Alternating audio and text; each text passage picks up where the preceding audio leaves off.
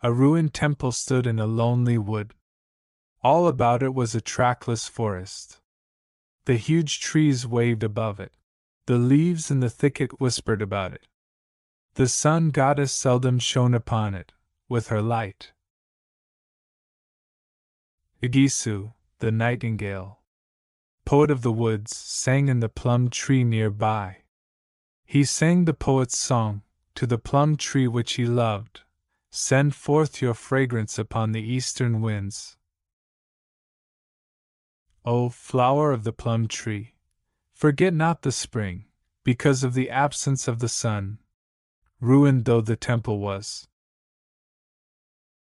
It still held a shrine, and hither came Wakiki Minanafu, a young samurai. He was a brave young soldier, who was seeking his fortune in the wide, wide world. He had lost his way, and wandered in the forest seeking the path, until at length he came to the little clear space where was the temple. A storm was coming up, and a palace could not have seemed more welcome to the young warrior. Here is all I want, he said to himself. Here I shall have a shelter from the storm god's wrath,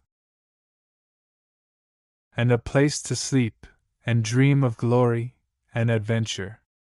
What more could be desired? Then he wrapped himself in his mantle, curled up in a corner of the sacred room, and soon fell asleep. But his slumber did not last long. His pleasant dreams were disturbed by horrid sounds, and waking, he sprang to his feet and looked out of the temple door. There he saw a troop of monstrous cats, which seemed in the weird moonlight like phantoms, marching across the clear space in front of the temple and dancing a wild dance. As they danced, they uttered horrid sounds, yells, and wicked laughs. And through these, he could hear the words of a strange chant. Whisper not to Shipai Taro that the phantom cats are near. Whisper not to Shipai Taro, lest he soon appear. Wakiki crouched low behind the door, for, brave as he was, there was something so dreadful in the appearance of the creatures that he did not want them to see him. Soon, however, with a chorus of wild yells, they disappeared as quickly as they had come. Then Wakiki lay down and slept again. Nor did he waken until the sun goddess peered into the temple and whispered to him that it was morning. By the morning light, it was easy to find the path which the night's shadows had hidden from him, and being very hungry, he started out to seek some dwelling. The path led away from the temple, in an opposite direction to that from which he had come the night before. Soon, however, he came out of the forest and saw a little hamlet surrounded by green fields. How fortunate I am! He cried joyfully. Here are houses, and so there must be people. And people must have something to eat. If they are kind, they will share with me. And I am starving for a bowl of rice. He hurried to the nearest cottage. But as he approached, he heard sounds of bitter weeping. He went up to the door, and was met by a sweet young girl, whose eyes were red with crying. She greeted him kindly, and he asked her for food. Enter and welcome, said she. My parents are about to be served with breakfast. You shall join them, for no one must pass our door hungry. Thanking her, the young warrior went in, and seated himself upon the floor. The parents of the young girl greeted him courteously. A small table was set before him, and on it was placed rice and tea. He ate heartily, and, when he had finished eating, rose to go. "Thank you very many times for such a good meal, kind friends," he said. "You have been welcome. Go in peace," said the master of the house. "And may happiness be yours," returned the young samurai. "Happiness can never again be ours," said the old man, with a sad face, as his daughter left the room. Her mother followed her, and from behind the paper partitions of the breakfast room, Wakiki could hear sounds as if she were trying to comfort the young girl. "You are then in trouble?" he asked, not liking to be inquisitive, and yet wishing to show sympathy. "Terrible trouble," said the father. "There is no help. No, gentle samurai. That there is within the forest the ruined temple. This shrine, once the home of sacred things, is now the abode of horrors too terrible for words. Each year a mountain spirit, a demon whom no one has ever seen, demands from us a victim, upon pain of destroying the whole village. The victim is placed in a cage and carried to the temple just at sunset. There she is left, and no one knows what is her fate. For in the morning, not a trace of her remains. It must always be the fairest maiden of the village who is offered up, and this year, alas, it is my daughter's turn." And the old man buried his face in his hands and groaned. "I should think this strange thing would make the young girls of your village far from vain, and each would wish to be the ugliest," said the young warrior. "It is terrible indeed, but do not despair. I am sure I shall find a way to help you." He paused to think. "Tell me, who is Shipaitaro?" he asked suddenly, as he remembered the scene of the night before. "Shipaitaro is a beautiful dog, owned by our lord the prince," said the old man, wondering at the question. "That will be just the thing," cried the samurai. "Keep your daughter closely at home. Do not allow her out of your sight. Trust me, and she shall be saved." He hurried away, and having found the castle of the prince, he begged that, just for one night, Shipaitaro be lent to him. "Upon condition that you bring him back to me safe and sound," said the prince. "Tomorrow he shall return in safety." The young warrior promised. Taking Shipaitaro with him, he returned to the village. And when evening came, he placed the dog in the cage, which was to have carried the maiden. "Take him to the ruined temple," he said to the bearers, and they obeyed. When they reached the little shrine, they placed the cage on the ground, and ran away to the village, as fast as their legs could carry them. The young warrior laughed softly, saying to himself, "For once fear is greater than curiosity." He hid himself in the little temple as before, and so quiet was the spot that he could scarcely keep awake. Soon he was aroused, however, by the same weird chant he had heard the evening before.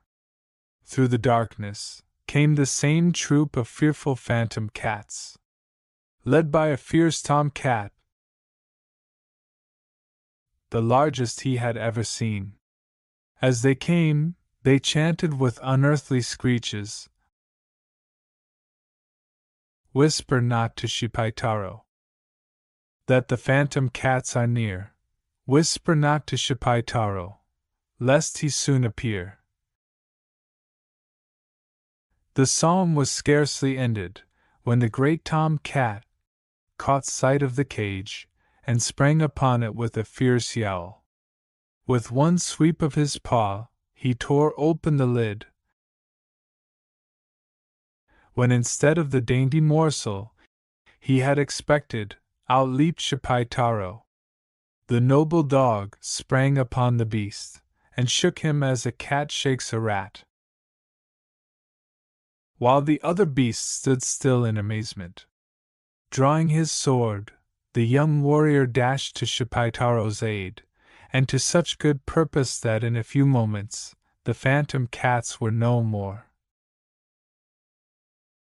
"Brave dog!" cried Wakiki. "You have delivered a whole village by your courage.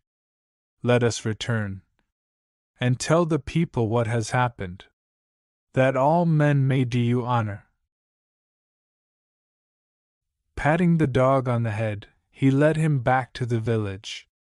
There in terror, the maiden awaited his return. But great was her joy when she heard of her deliverance. "Oh, sir!" she cried, "I can never thank you.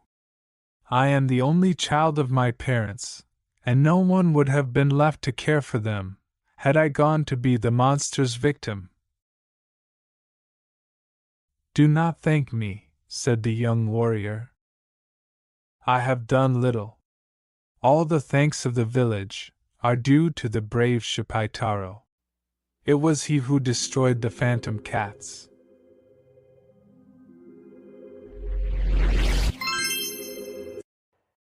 The Princess of the Sea. A beautiful princess lived in the depths of the sea.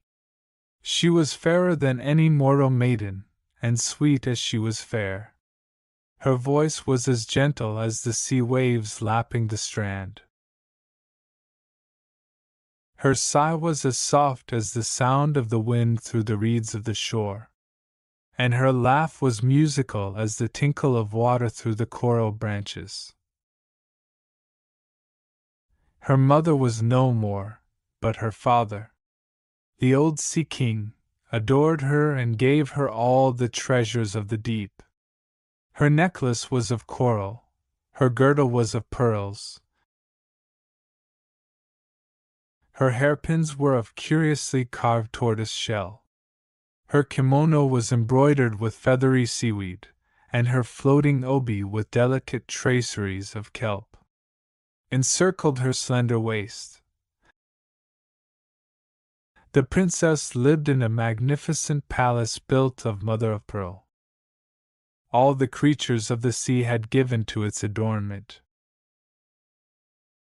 Pearls gleamed from its walls, amber pillars, like shafts of light, supported its roof, while a million lights gleamed from branching corals. The walls were tinted in exquisite colors, and decorated with sprays of seaweed floating in cool green waves, in which the fish seemed really swimming. So natural did they appear. The princess did not always stay in this home, beautiful as it was. She loved the fresh breath of the open sea. It brought the color into her cheeks, and made her happy. When she went forth, she rode upon a dolphin, who plunged through the sea foam, and rode over the crested waves with careless grace. One day, the princess mounted his back for a long ride. The next day, and the next she went again, and always in the same direction. Then her father noticed that she seemed sad, and he said to her, "Where do you go each day, my daughter? Why is it that you do not stay at home?" "It is lonely here, my father," she answered. I like to ride upon the top of the waves, for there I can watch the strange beings who live upon the land. You talk to me of marrying. Find me a sea prince like one of those mortals, whom I have seen, and I will marry him. Whom have you seen? Demanded her father, much astonished. For he did not know that she had ever seen a mortal. I know not his name, said the maiden, but I have seen him upon the shore. He fishes there, and I have heard many of the fishes say how kind he is and how gentle. He is handsome, too. He fishes only for such sea food as he must eat, and he puts back into the water all those fish which are not good for him to eat. Oh, my father! I love this youth. He is so great and strong. Bring him to me. And the little princess clasped her hands together as she looked at her father. But the Sea King was angry. It is not fitting that you should think such thoughts, he said in high displeasure. A sea princess should not marry a mere mortal. Tarry at home henceforth. No more shall you go to ride upon the dolphin. So the poor little princess stayed at home and pined. She missed the fresh air of the upper sea, and the sight of the blue sky, but above all she missed the young fisherman. At last she grew weak and ill, and her father could endure it no longer. Are you pining still for that young mortal? He asked one day. And she replied, Oh, my father! Unless I speak with him my heart will break. Go to the shore where he fishes, said the Sea King. Change yourself into a sea turtle, and allow him to catch you in his net. You say he is of such a wonderful kindness. Well, mortals do not eat such turtles. And so if he throws you down upon the sands to die, I will rescue you, but if he places you again in the water, I give my consent to your bringing him here to my palace. This the wily old king said, thinking the fisherman would surely throw the turtle aside. But the princess smiled happily, for she knew he would prove kind. Now, Urashima, for that was the fisherman's name, knew nothing at all of all this. When therefore next day he found in his net a huge turtle, he said to himself, Well, my fine fellow, what a pity it is that you are not eatable. You would make a good meal for my honorable parents, were you as good as you are big. But since you are not, run along home to your friends. And he dropped the turtle back into the waves. What was his surprise to see rise from the sea, and come toward him across the crested waves, a huge dolphin, carrying on its back a sea nymph fair as the dawn. She cast upon him a sunbright glance, and said, Come with me, O mortal. Come to the depths of my sea-girt home, and see my palace of emerald and pearl. I was that turtle which you cast into the sea, for I took that form to see if you were of as great kindness of heart as the fishes said. Urashima stood spellbound, and stared at the vision of loveliness before him. Come with me, said the princess again. The coral caves await you. Will you not come?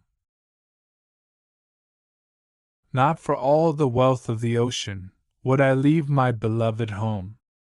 But to be with you, loveliest of sea nymphs, cried Urashima, bewitched by her beauty and loveliness. He went with her to the depths of the ocean, and their memory fell from him, and he forgot his home. He thought only of the princess, and basked in the sunshine of her smile. So they were married, and lived happily, and even the old sea king grew to like Urashima, and blessed him before he died. Urashima had lived in the dragon palace of the princess of the sea, what seemed to him but a short time when memory came to him again. He thought of his father and mother, and of his little brothers and sisters, and he grew sad. The princess watched him, and her heart sank. He will go from me, and not return, she sighed. Alas! Alas! For mortal love! Urashima at last said to the princess, Beloved princess, I have spent these months of our life together in happiness so great that I would that it could last forever. I remember, however, my old home and the dear ones I left there. Give me leave, therefore, to return to earth for but a day, that I may see them once more. They know not where I am. They know nothing of my happiness. Let me go, and quickly I will return. Alas, my beloved, you will never return, she said. Never more will your deep-sea home see you again, that my poor heart tells me. But if the yearning for home has seized you, I may not keep you here. Go, but take this with you. And she handed him a casket made of a single pearl, and set with a picture of the princess. So long as you keep this unopened, you may return. But open it, and you will never see me again. Farewell. So Urashima returned to earth, bearing with him the little casket. His home seemed strange to him. The village street was not what it used to be. His father's house no longer stood beneath the tall bamboo. He saw no familiar faces. At last, puzzled and distressed, he asked a passerby if he knew aught of the people of Urashima. Urashima, he answered in amazement. He was drowned in the sea. Many, many years ago. His people all lie buried on the hill. Their very tombs are lichen-grown with age. Am I dreaming? Cried Urashima. My sea princess, what have you done to me? Then seizing the casket, he gazed upon the face of the nymph, and as he did so a strange desire came over him, to see what was within. He opened it just a crack, and a thin, grey smoke rose toward heaven, and in the curling clouds, he seemed to see the lovely form of the princess. And her eyes gazed sadly at him.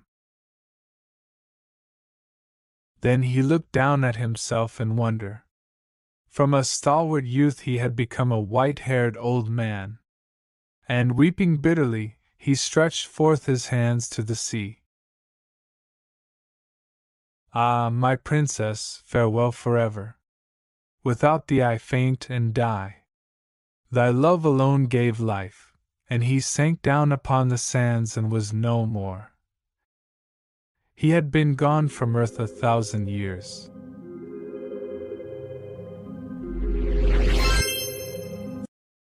Old Sultan.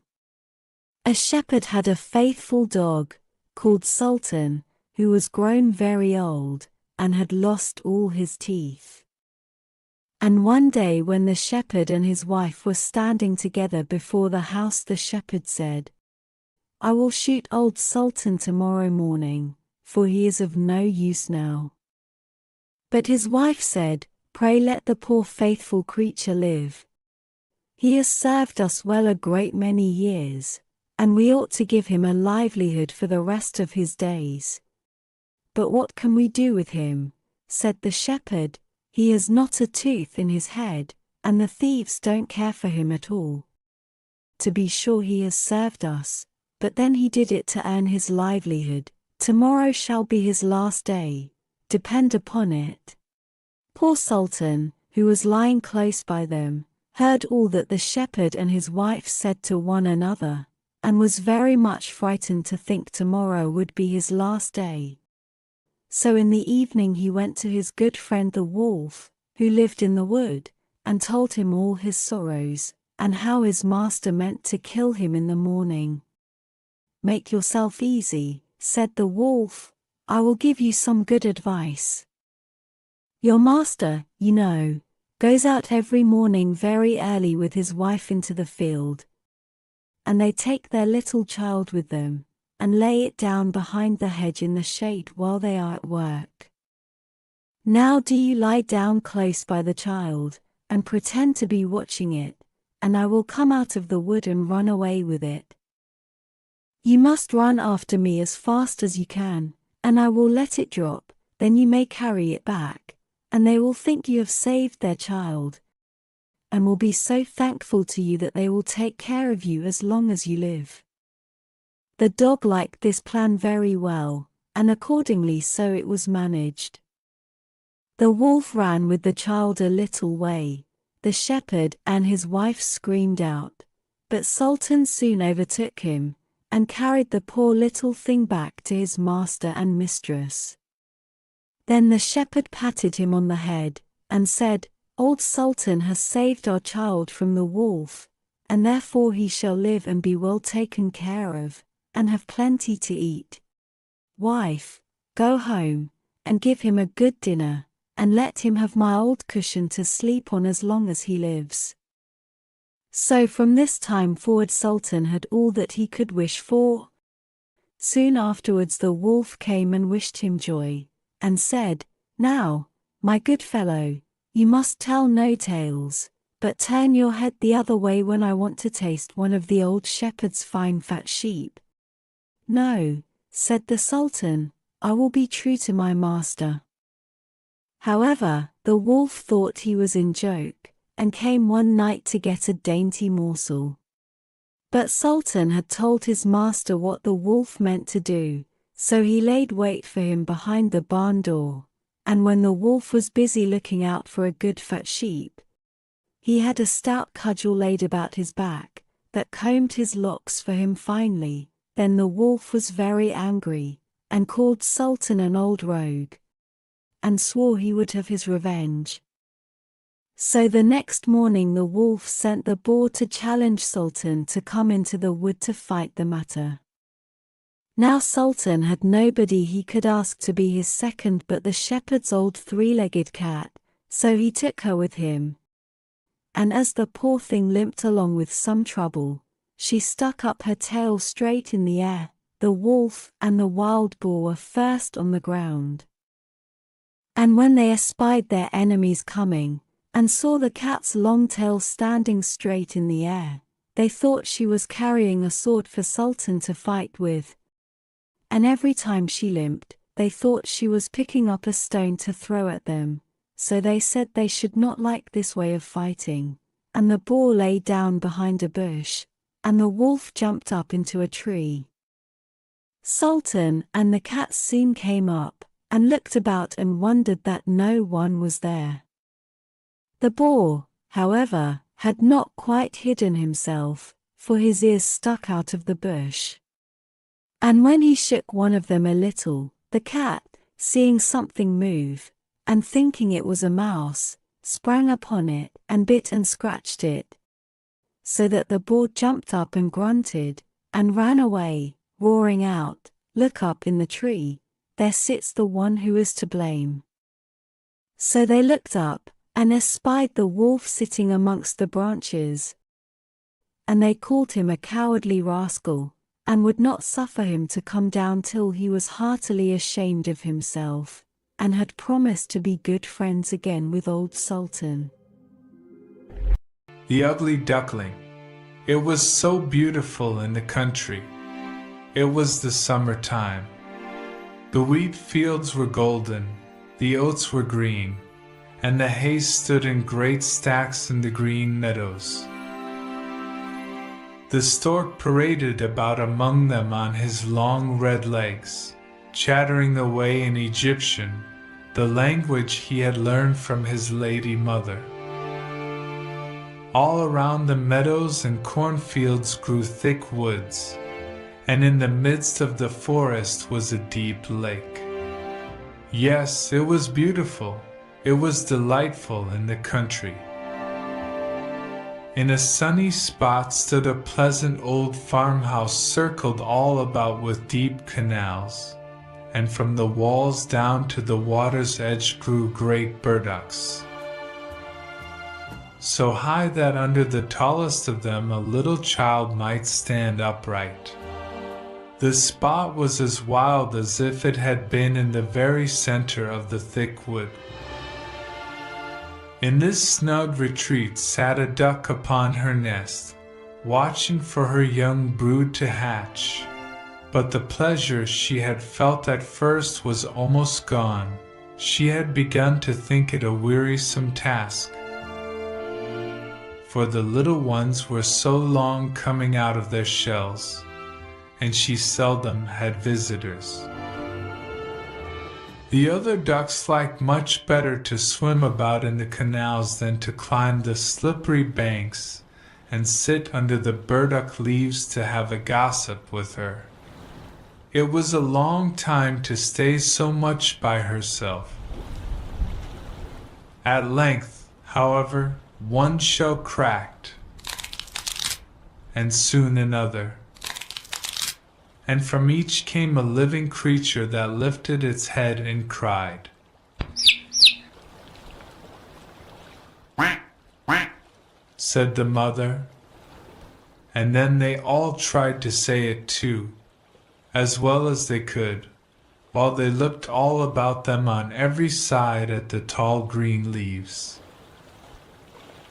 Their mother allowed them to look about as much as they liked, because green is good for the eyes.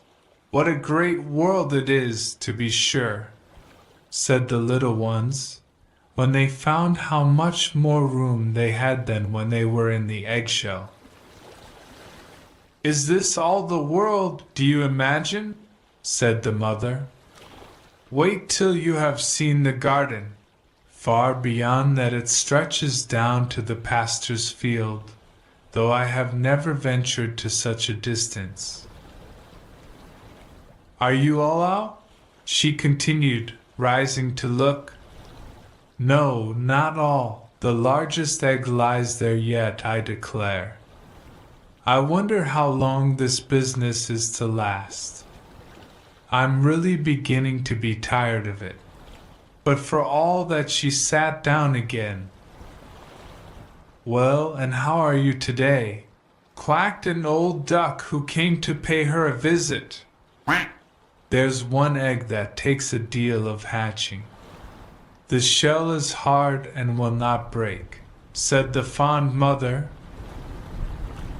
who sat still upon her nest. "But just look at the others. Have I not a pretty family? Are they not the prettiest little ducklings you ever saw? They are the image of their father, the good for naught. He never comes to see me. Let me see the egg that will not break," said the old duck. "I've no doubt it's a guinea fowl's egg.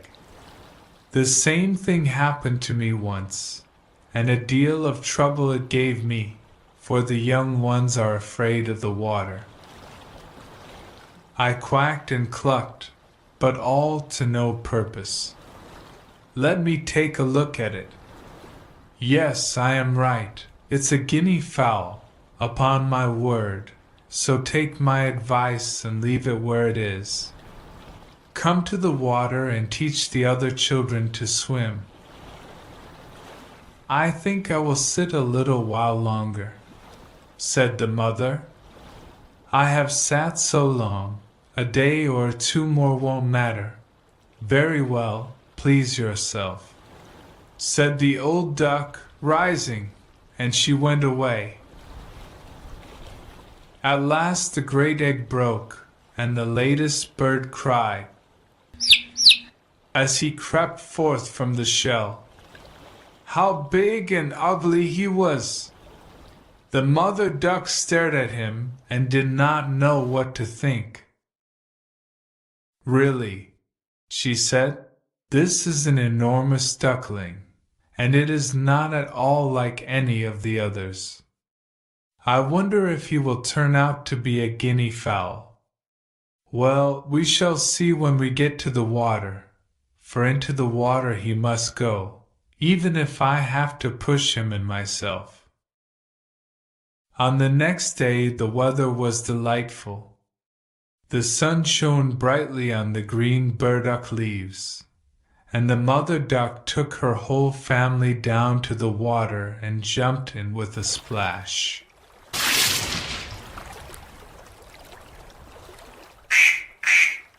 Cried she, and one after another the little ducklings jumped in. The water closed over their heads, but they came up again in an instant and swam about quite prettily, with their legs paddling under them as easily as possible. Their legs went of their own accord, and the ugly gray coat was also in the water, swimming with them. Oh, said the mother, that is not a guinea fowl.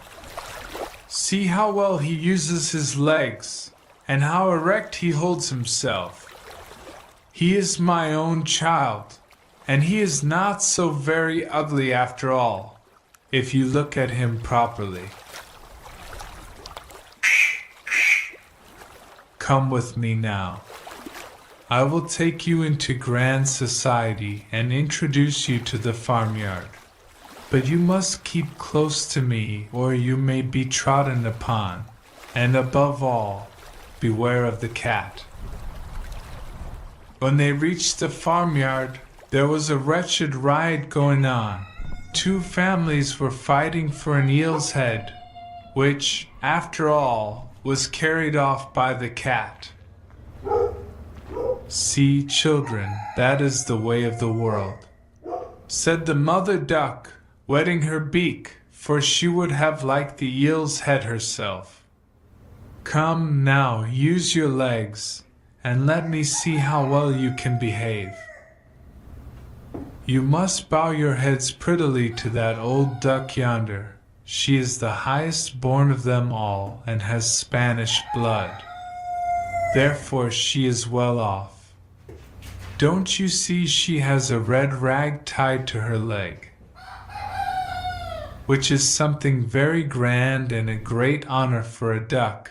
It shows that every one is anxious not to lose her, and that she is to be noticed by both man and beast. Come now, don't turn in your toes. A well-bred duckling spreads his feet wide apart, just like his father and mother, in this way. Now bend your necks and say. The ducklings did as they were bade, but the other ducks stared, and said, Look, here comes another brood, as if there were not enough of us already. And bless me, what a queer-looking object one of them is. We don't want him here. And then one flew out and bit him in the neck. Let him alone, said the mother. He is not doing any harm. Yes, but he is so big and ugly. He's a perfect fright, said the spiteful duck. And therefore he must be turned out. A little biting will do him good. The others are very pretty children, said the old duck with the rag on her leg. All but that one. I wish his mother could smooth him up a bit. He is really ill-favored. That is impossible, Your Grace, replied the mother. He is not pretty, but he has a very good disposition and swims as well as the others or even better. I think he will grow up pretty, and perhaps be smaller. He has remained too long in the egg, and therefore his figure is not properly formed. And then she stroked his neck and smoothed the feathers, saying, It is a drake, and therefore not of so much consequence. I think he will grow up strong and able to take care of himself. The other ducklings are graceful enough, said the old duck. Now make yourself at home, and if you find an eel's head you can bring it to me. And so they made themselves comfortable, but the poor duckling who had crept out of his shell last of all and looked so ugly was bitten and pushed and made fun of, not only by the ducks but by all the poultry. Bless me, what a queer-looking object one of them is. He is too big, they all said, and the turkey cock, who had been born into the world with spurs and fancied himself really an emperor, puffed himself out like a vessel in full sail and flew at the duckling. He became quite red in the head with passion, so that the poor little thing did not know where to go, and was quite miserable because he was so ugly as to be laughed at by the whole farmyard. So it went on from day to day. It got worse and worse. The poor duckling was driven about by every one. Even his brothers and sisters were unkind to him, and would say, Ah, you ugly creature, I wish the cat would get you. And his mother had been heard to say she wished he had never been born. The ducks pecked him, the chickens beat him, and the girl who fed the poultry pushed him with her feet. So at last he ran away, frightening the little birds in the hedge as he flew over the palings. They are afraid because I am so ugly, he said. So he flew still farther, until he came out on a large moor inhabited by wild ducks. Here he remained the whole night, feeling very sorrowful. In the morning, when the wild ducks rose in the air, they stared at their new comrade. What sort of a duck are you? They all said, coming round him. He bowed to them and was as polite as he could be. But he did not reply to their question. You are exceedingly ugly, said the wild ducks, but that will not matter if you do not want to marry one of our family. Poor thing! He had no thoughts of marriage. All he wanted was permission to lie among the rushes and drink some of the water on the moor. After he had been on the moor 2 days, there came 2 wild geese, or rather goslings, for they had not been out of the egg long, which accounts for their impertinence. Listen, friend, said one of them to the duckling, you are so ugly that we like you very well. Will you go with us and become a bird of passage? Not far from here is another moor, in which there are some wild geese, all of them unmarried. It is a chance for you to get a wife. You may make your fortune, ugly as you are. sounded in the air, and the two wild geese fell dead among the rushes, and the water was tinged with blood. Echoed far and wide in the distance, and whole flocks of wild geese rose up from the rushes.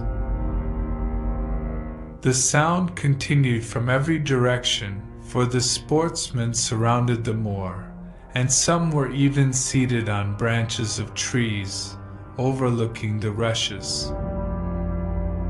The blue smoke from the guns rose like clouds over the dark trees, and as it floated away across the water, a number of sporting dogs bounded in among the rushes, which bent beneath them wherever they went. How they terrified the poor duckling!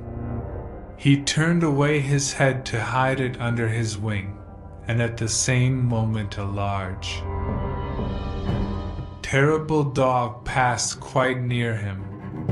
His jaws were open, his tongue hung from his mouth, and his eyes glared fearfully.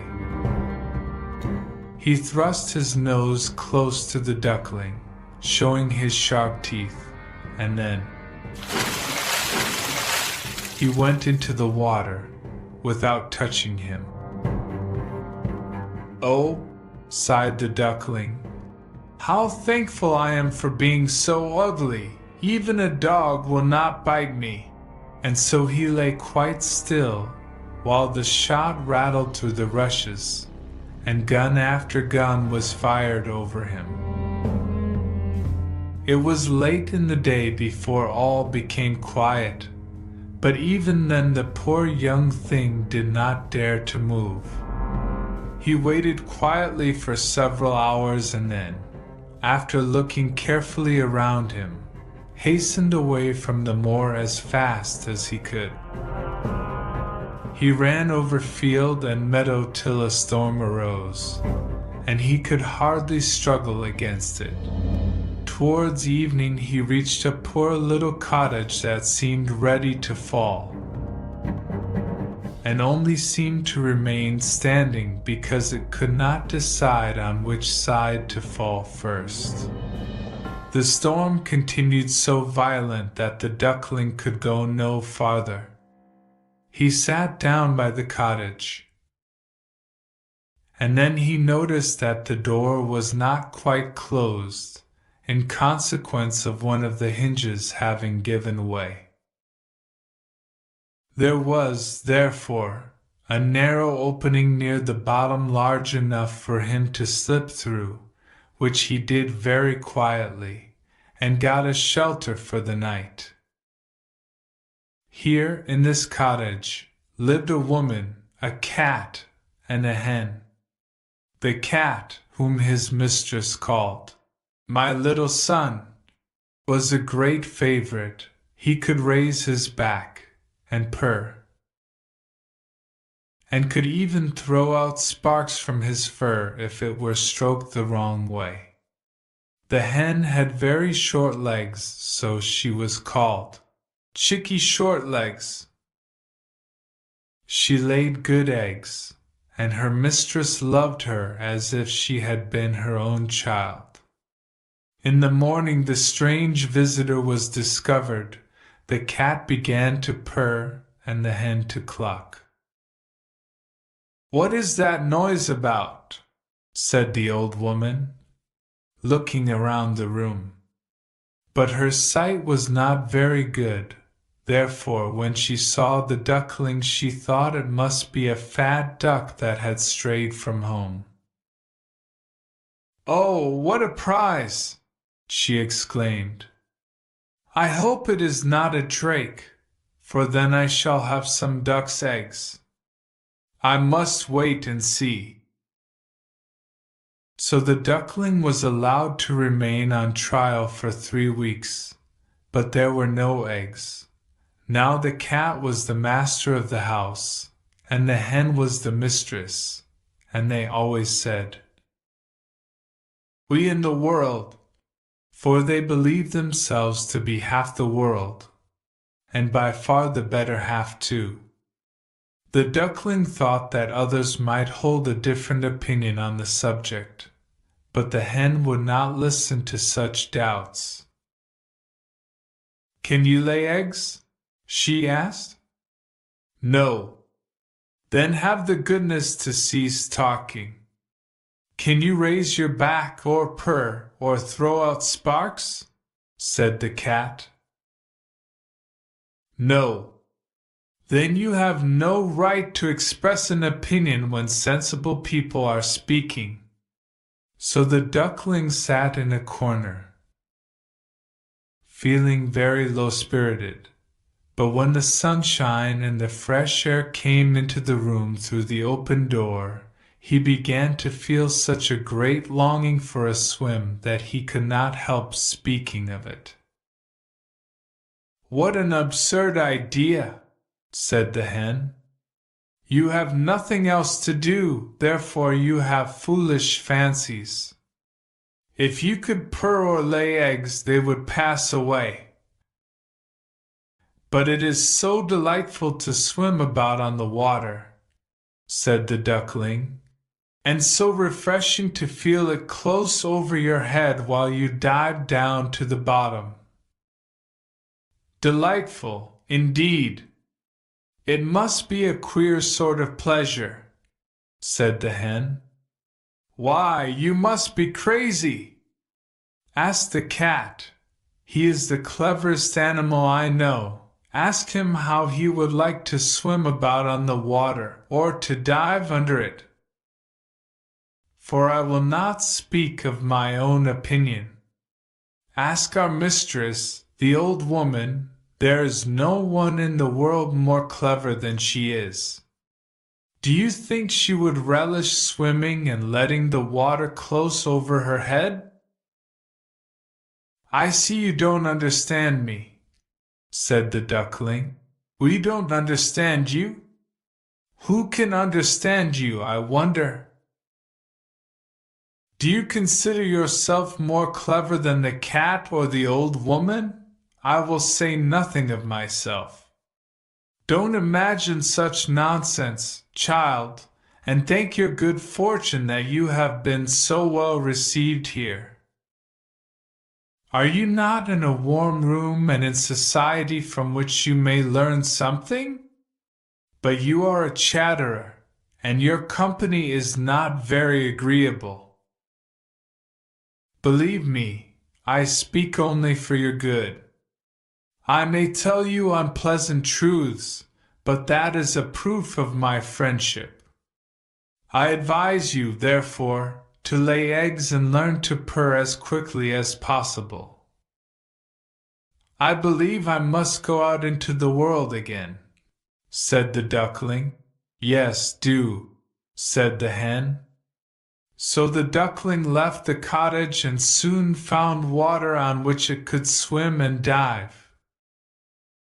But he was avoided by all other animals because of his ugly appearance. Autumn came, and the leaves in the forest turned to orange and gold. Then, as winter approached, the wind caught them as they fell and whirled them into the cold air. The clouds, heavy with hail and snowflakes, hung low in the sky, and the raven stood among the reeds, crying. It made one shiver with cold to look at him. All this was very sad for the poor little duckling. One evening, just as the sun was setting amid radiant clouds, there came a large flock of beautiful birds out of the bushes. The duckling had never seen any like them before. They were swans, and they curved their graceful necks, while their soft plumage shone with dazzling whiteness. They uttered a singular cry as they spread their glorious wings and flew away from those cold regions to warmer countries across the sea. They mounted higher and higher in the air, and the ugly little duckling had a strange sensation as he watched them. He whirled himself in the water like a wheel, stretched out his neck towards them, and uttered a cry so strange that it frightened even himself. Could he ever forget those beautiful, happy birds? And when at last they were out of his sight, he dived under the water and rose again almost beside himself with excitement. He knew not the names of these birds nor where they had flown, but he felt towards them as he had never felt towards any other bird in the world. He was not envious of these beautiful creatures. It never occurred to him to wish to be as lovely as they. Poor ugly creature, how gladly he would have lived even with the ducks, had they only treated him kindly and given him encouragement. The winter grew colder and colder. He was obliged to swim about on the water to keep it from freezing. But every night the space on which he swam became smaller and smaller. At length it froze so hard that the ice in the water crackled as he moved, and the duckling had to paddle with his legs as well as he could to keep the space from closing up. He became exhausted at last and lay still and helpless, frozen fast in the ice. Early in the morning a peasant who was passing by saw what had happened. He broke the ice in pieces with his wooden shoe and carried the duckling home to his wife. The warmth revived the poor little creature, but when the children wanted to play with him, the duckling thought they would do him some harm, so he started up in terror, fluttered into the milk pan, and splashed the milk about the room. Then the woman clapped her hands, which frightened him still more. He flew first into the butter cask, then into the meal tub and out again. What a condition he was in! The woman screamed and struck at him with the tongs. The children laughed and screamed and tumbled over each other in their efforts to catch him. But luckily he escaped. The door stood open. The poor creature could just manage to slip out among the bushes and lie down quite exhausted in the newly fallen snow. It would be very sad were I to relate all the misery and privations which the poor little duckling endured during the hard winter. But when it had passed he found himself lying one morning in a moor, amongst the rushes. He felt the warm sun shining and heard the larks singing and saw that all around was beautiful spring. Then the young bird felt that his wings were strong, as he flapped them against his sides and rose high into the air. They bore him onwards until, before he well knew how it had happened, he found himself in a large garden. The apple trees were in full blossom, and the fragrant elders bent their long green branches down to the stream, which wound round a smooth lawn. Everything looked beautiful in the freshness of early spring. From a thicket close by came 3 beautiful white swans, rustling their feathers and swimming lightly over the smooth water. The duckling saw these lovely birds and felt more strangely unhappy than ever. "I will fly to these royal birds," he exclaimed, "and they will kill me because, ugly as I am, I dare to approach them. But it does not matter. Better be killed by them than pecked by the ducks, beaten by the hens, pushed about by the maiden who feeds the poultry, or starved with hunger in the winter. Then he flew to the water and swam towards the beautiful swans. The moment they espied the stranger, they rushed to meet him with outstretched wings. "Kill me," said the poor bird, and he bent his head down to the surface of the water and awaited death. But what did he see in the clear stream below? His own image, no longer a dark gray bird, ugly and disagreeable to look at, but a graceful and beautiful swan. To be born in a duck's nest in a farmyard is of no consequence to a bird if it is hatched from a swan's egg. He now felt glad at having suffered sorrow and trouble, because it enabled him to enjoy so much better all the pleasure and happiness around him. For the great swans swam round the newcomer and stroked his neck with their beaks, as a welcome.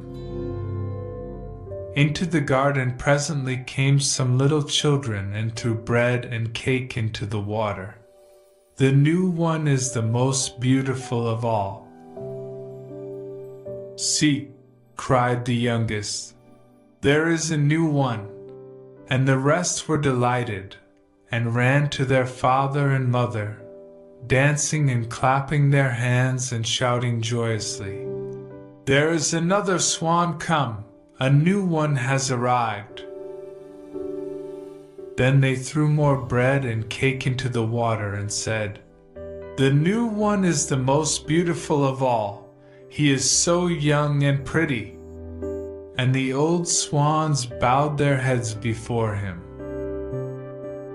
Then he felt quite ashamed and hid his head under his wing, for he did not know what to do. He was so happy, yet he was not at all proud. He had been persecuted and despised for his ugliness. And now he heard them say he was the most beautiful of all the birds. Even the elder tree bent down its boughs into the water before him, and the sun shone warm and bright. Then he rustled his feathers, curved his slender neck, and cried joyfully from the depths of his heart, "I never dreamed of such happiness as this while I was the despised ugly duckling." The Elder Bush. Once upon a time there was a little boy who had taken cold. He had gone out and got his feet wet, though nobody could imagine how it had happened, for it was quite dry weather. So his mother undressed him, put him to bed, and had the teapot brought in, to make him a good cup of elderflower tea. Just at that moment the merry old man came in who lived up atop of the house all alone, for he had neither wife nor children, but he liked children very much, and knew so many fairy tales, that it was quite delightful. "Now drink your tea," said the boy's mother, "then, perhaps, you may hear a fairy tale." "If I had but something new to tell," said the old man. "But how did the child get his feet wet?" "That is the very thing that nobody can make out," said his mother. "Am I to hear a fairy tale?" asked the little boy. "Yes, if you can tell me exactly, for I must know that first, how deep the gutter is in the little street opposite, that you pass through in going to school." "Just up to the middle of my boot," said the child, "but then I must go into the deep hole." "Ah! That's where the wet feet came from," said the old man. "I ought now to tell you a story, but I don't know any more." "You can make one in a moment," said the little boy. "My mother says that all you look at can be turned into a fairy tale, and that you can find a story in everything." "Yes, but such tales and stories are good for nothing. The right sort come of themselves, They tap at my forehead and say, "Here we are." "Won't there be a tap soon?" asked the little boy. And his mother laughed, put some elderflowers in the teapot, and poured boiling water upon them. "Do tell me something. Pray do." Yes, if a fairy tale would come of its own accord, but they are proud and haughty, and come only when they choose. "Stop," said he, all on a sudden. "I have it. Pay attention. There is one in the teapot." And the little boy looked at the teapot. The cover rose more and more, and the elderflowers came forth so fresh and white, and shot up long branches. Out of the spout even did they spread themselves on all sides, and grew larger and larger. It was a splendid elderbush, a whole tree, and it reached into the very bed, and pushed the curtains aside. How it bloomed! And what an odor! In the middle of the bush sat a friendly-looking old woman in a most strange dress. It was quite green, like the leaves of the elder, and was trimmed with large white elderflowers, so that at first one could not tell whether it was a stuff, or a natural green and real flowers. "What's that woman's name?" asked the little boy. "The Greeks and Romans," said the old man, "called her a dryad, but that we do not understand.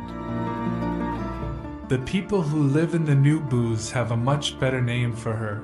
They call her Old Granny, and she it is to whom you are to pay attention. Now listen, and look at the beautiful elderbush. Just such another large blooming elder tree stands near the new booths. It grew there in the corner of a little miserable courtyard, and under it sat, of an afternoon, in the most splendid sunshine, two old people, an old seaman, and his old wife. They had great-grandchildren, and were soon to celebrate the 50th anniversary of their marriage. But they could not exactly recollect the date, and old Granny sat in the tree, and looked as pleased as now. "I know the date," said she, but those below did not hear her, for they were talking about old times. "Yes, can't you remember when we were very little?" said the old seaman, and ran and played about. "It was the very same courtyard where we now are, and we stuck slips in the ground, and made a garden." "I remember it well," said the old woman, "I remember it quite well. We watered the slips, and one of them was an elderbush.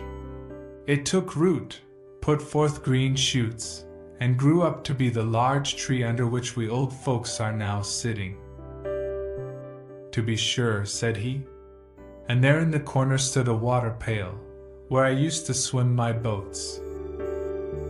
"True, but first we went to school to learn somewhat," said she, "and then we were confirmed. We both cried, but in the afternoon we went up the round tower, and looked down on Copenhagen, and far, far away over the water. Then we went to Fredericksburg, where the king and the queen were sailing about in their splendid barges. But I had a different sort of sailing to that, later, and that too for many a year, a long way off, on great voyages. Yes, many a time have I wept for your sake," said she. "I thought you were dead and gone, and lying down in the deep waters.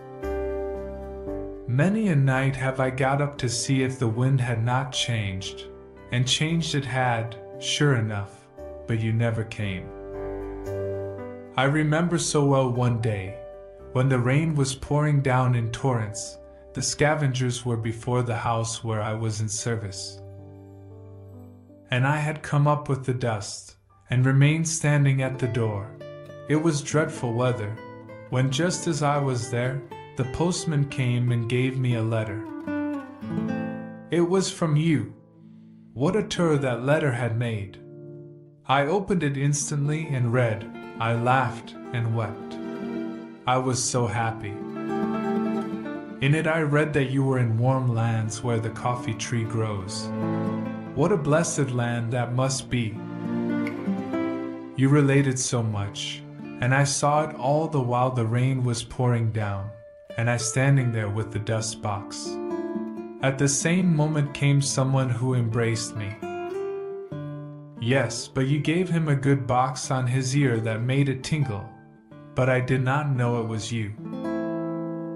You arrived as soon as your letter, and you were so handsome, that you still are, and had a long yellow silk handkerchief round your neck, and a brand new hat on. Oh, you were so dashing. Good heavens! What weather it was, and what a state the street was in. And then we married, said he. Don't you remember? And then we had our first little boy, and then Mary, and Nicholas, and Peter, and Christian. Yes, and how they all grew up to be honest people, and were beloved by everybody. And their children also have children, said the old sailor. Yes, those are our grandchildren, full of strength and vigor. It was, methinks, about this season that we had our wedding. Yes, this very day is the 50th anniversary of the marriage, said old Granny, sticking her head between the two old people, who thought it was their neighbor who nodded to them. They looked at each other and held one another by the hand. Soon after came their children and their grandchildren. For they knew well enough that it was the day of the 50th anniversary, and had come with their gratulations that very morning. But the old people had forgotten it, although they were able to remember all that had happened many years ago. And the elderbush sent forth a strong odor in the sun that was just about to set, and shone right in the old people's faces. They both looked so rosy-cheeked, and the youngest of the grandchildren danced around them, and called out quite delighted that there was to be something very splendid that evening. They were all to have hot potatoes, and old Nanny nodded in the bush, and shouted hurrah with the rest. But that is no fairy tale, said the little boy, who was listening to the story. The thing is, you must understand it, said the narrator. Let us ask old Nanny. That was no fairy tale, 'tis true, said old Nanny, but now it's coming. The most wonderful fairy tales grow out of that which is reality. Were that not the case, you know, my magnificent elderbush could not have grown out of the teapot. And then she took the little boy out of bed, laid him on her bosom, and the branches of the elder tree, full of flowers, closed around her. They sat in an aerial dwelling, and it flew with them through the air. Oh, it was wondrous beautiful. Old Nanny had grown all of a sudden a young and pretty maiden. But her robe was still the same green stuff with white flowers, which she had worn before. On her bosom she had a real elderflower, and in her yellow waving hair a wreath of the flowers. Her eyes were so large and blue that it was a pleasure to look at them.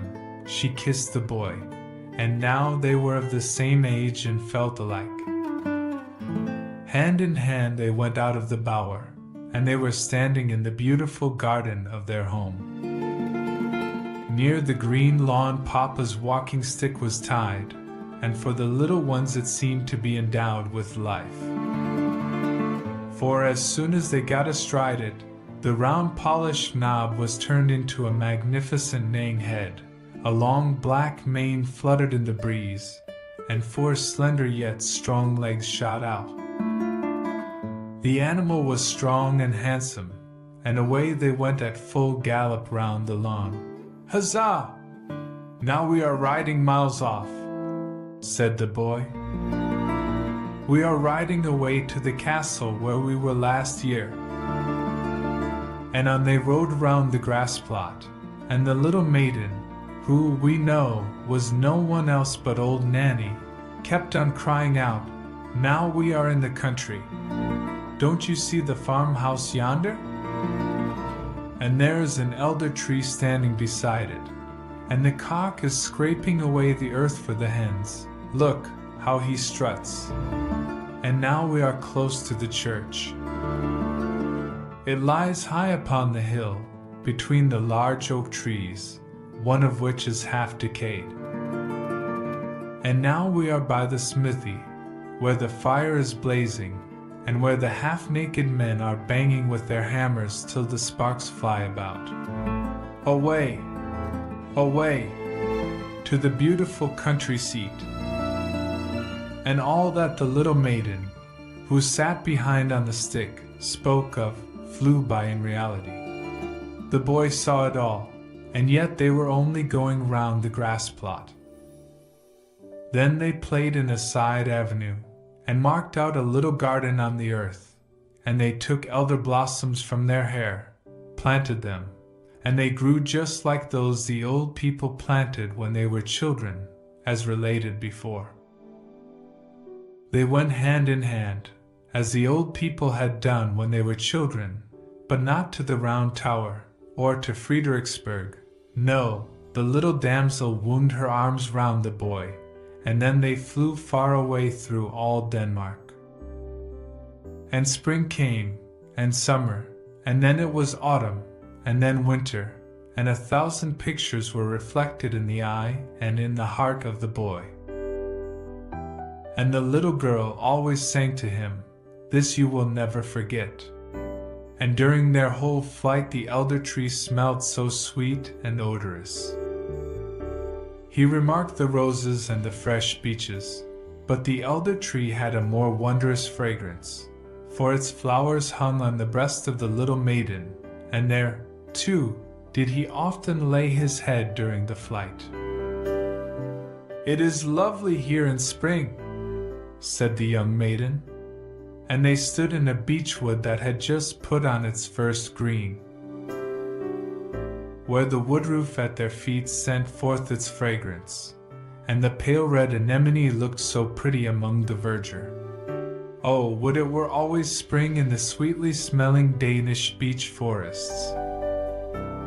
"It is lovely here in summer," said she, and she flew past old castles of bygone days of chivalry, where the red walls and the embattled gables were mirrored in the canal, where the swans were swimming, and peered up into the old cool avenues. In the fields the corn was waving like the sea. In the ditches red and yellow flowers were growing, while wild drone flowers and blooming convolvuluses were creeping in the hedges. And towards evening the moon rose round and large, and the haycocks in the meadows smelled so sweetly. This one never forgets. "It is lovely here in autumn," said the little maiden, and suddenly the atmosphere grew as blue again as before. The forest grew red and green and yellow-colored. The dogs came leaping along, and whole flocks of wildfowl flew over the cairn, where blackberry bushes were hanging round the old stones. The sea was dark blue, covered with ships full of white sails, and in the barn old women, maidens, and children were sitting picking hops into a large cask. The young sang songs, but the old told fairy tales of mountain sprites and soothsayers. Nothing could be more charming. "It is delightful here in winter," said the little maiden, and all the trees were covered with hoarfrost. They looked like white corals. The snow crackled underfoot, as if one had new boots on, and one falling star after the other was seen in the sky. The Christmas tree was lighted in the room, presents were there, and good humor reigned. In the country the violins sounded in the room of the peasant. The newly baked cakes were attacked, even the poorest child said, It is really delightful here in winter." Yes, it was delightful, and the little maiden showed the boy everything, and the elder tree still was fragrant, and the red flag, with the white cross, was still waving, the flag under which the old seamen in the new booths had sailed. And the boy grew up to be a lad, and was to go forth in the wide world far, far away to warm lands, where the coffee tree grows.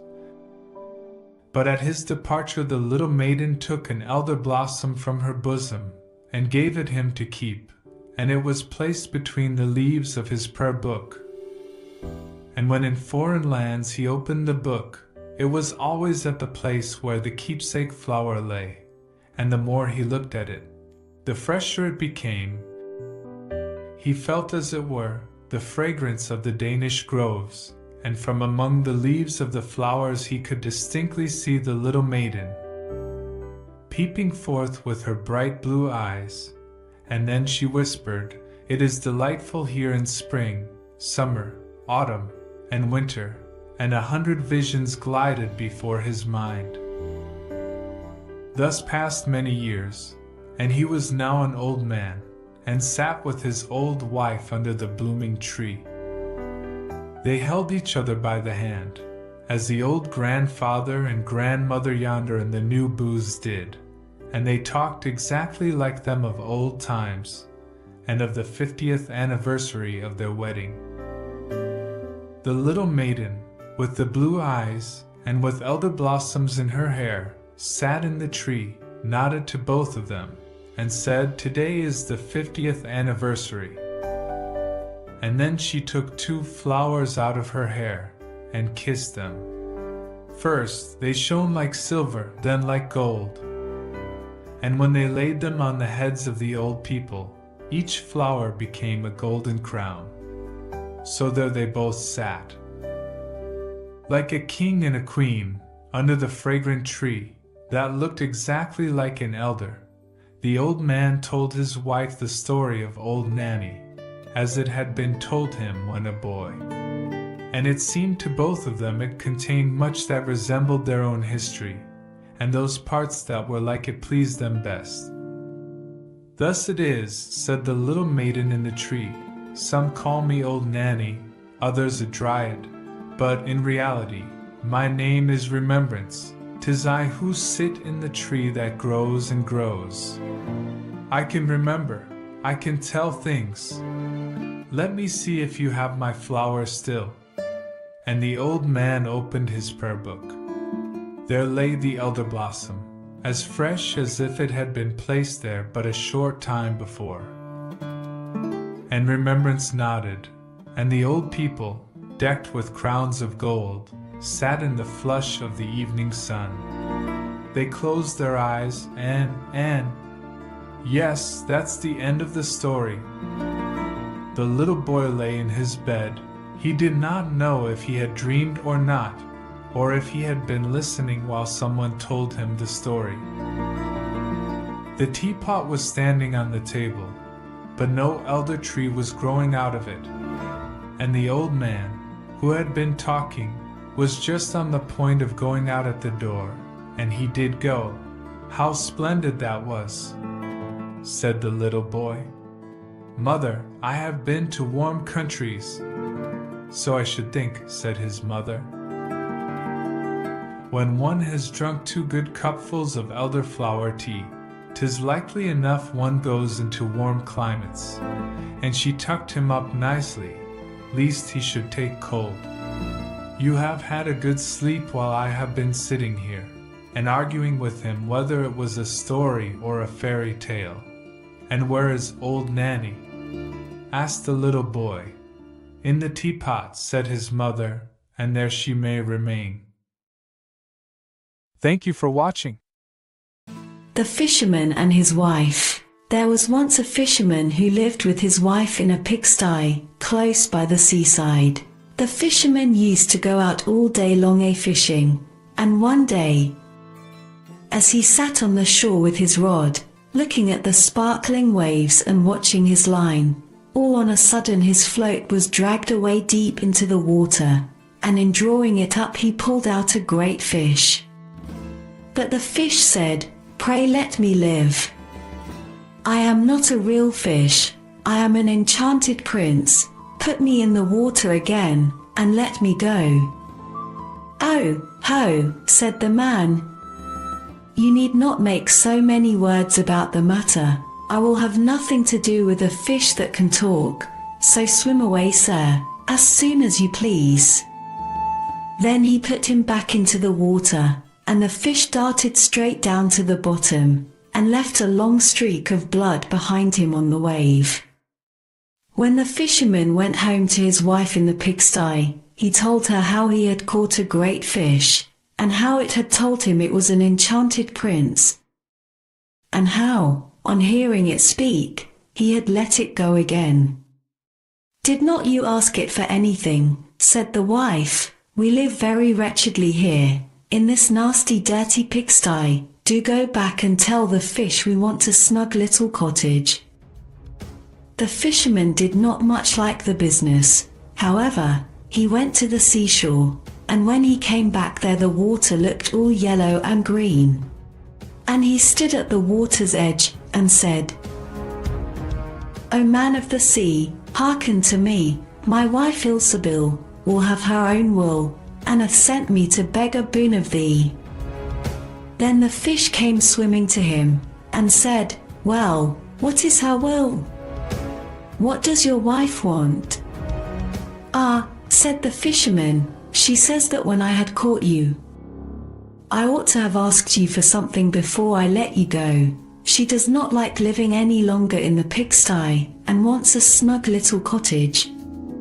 "Go home, then," said the fish, "she is in the cottage already." So the man went home, and saw his wife standing at the door of a nice trim little cottage. Come in," said she. "Is not this much better than the filthy pigsty we had?" And there was a parlor, and a bedchamber, and a kitchen, and behind the cottage there was a little garden, planted with all sorts of flowers and fruits. And there was a courtyard behind, full of ducks and chickens. "Ah," said the fisherman, "how happily we shall live now." "We will try to do so, at least," said his wife. Everything went right for a week or two, and then Dame Ilsebil said, "Husband, there is not near room enough for us in this cottage. The courtyard and the garden are a great deal too small. I should like to have a large stone castle to live in. Go to the fish again and tell him to give us a castle."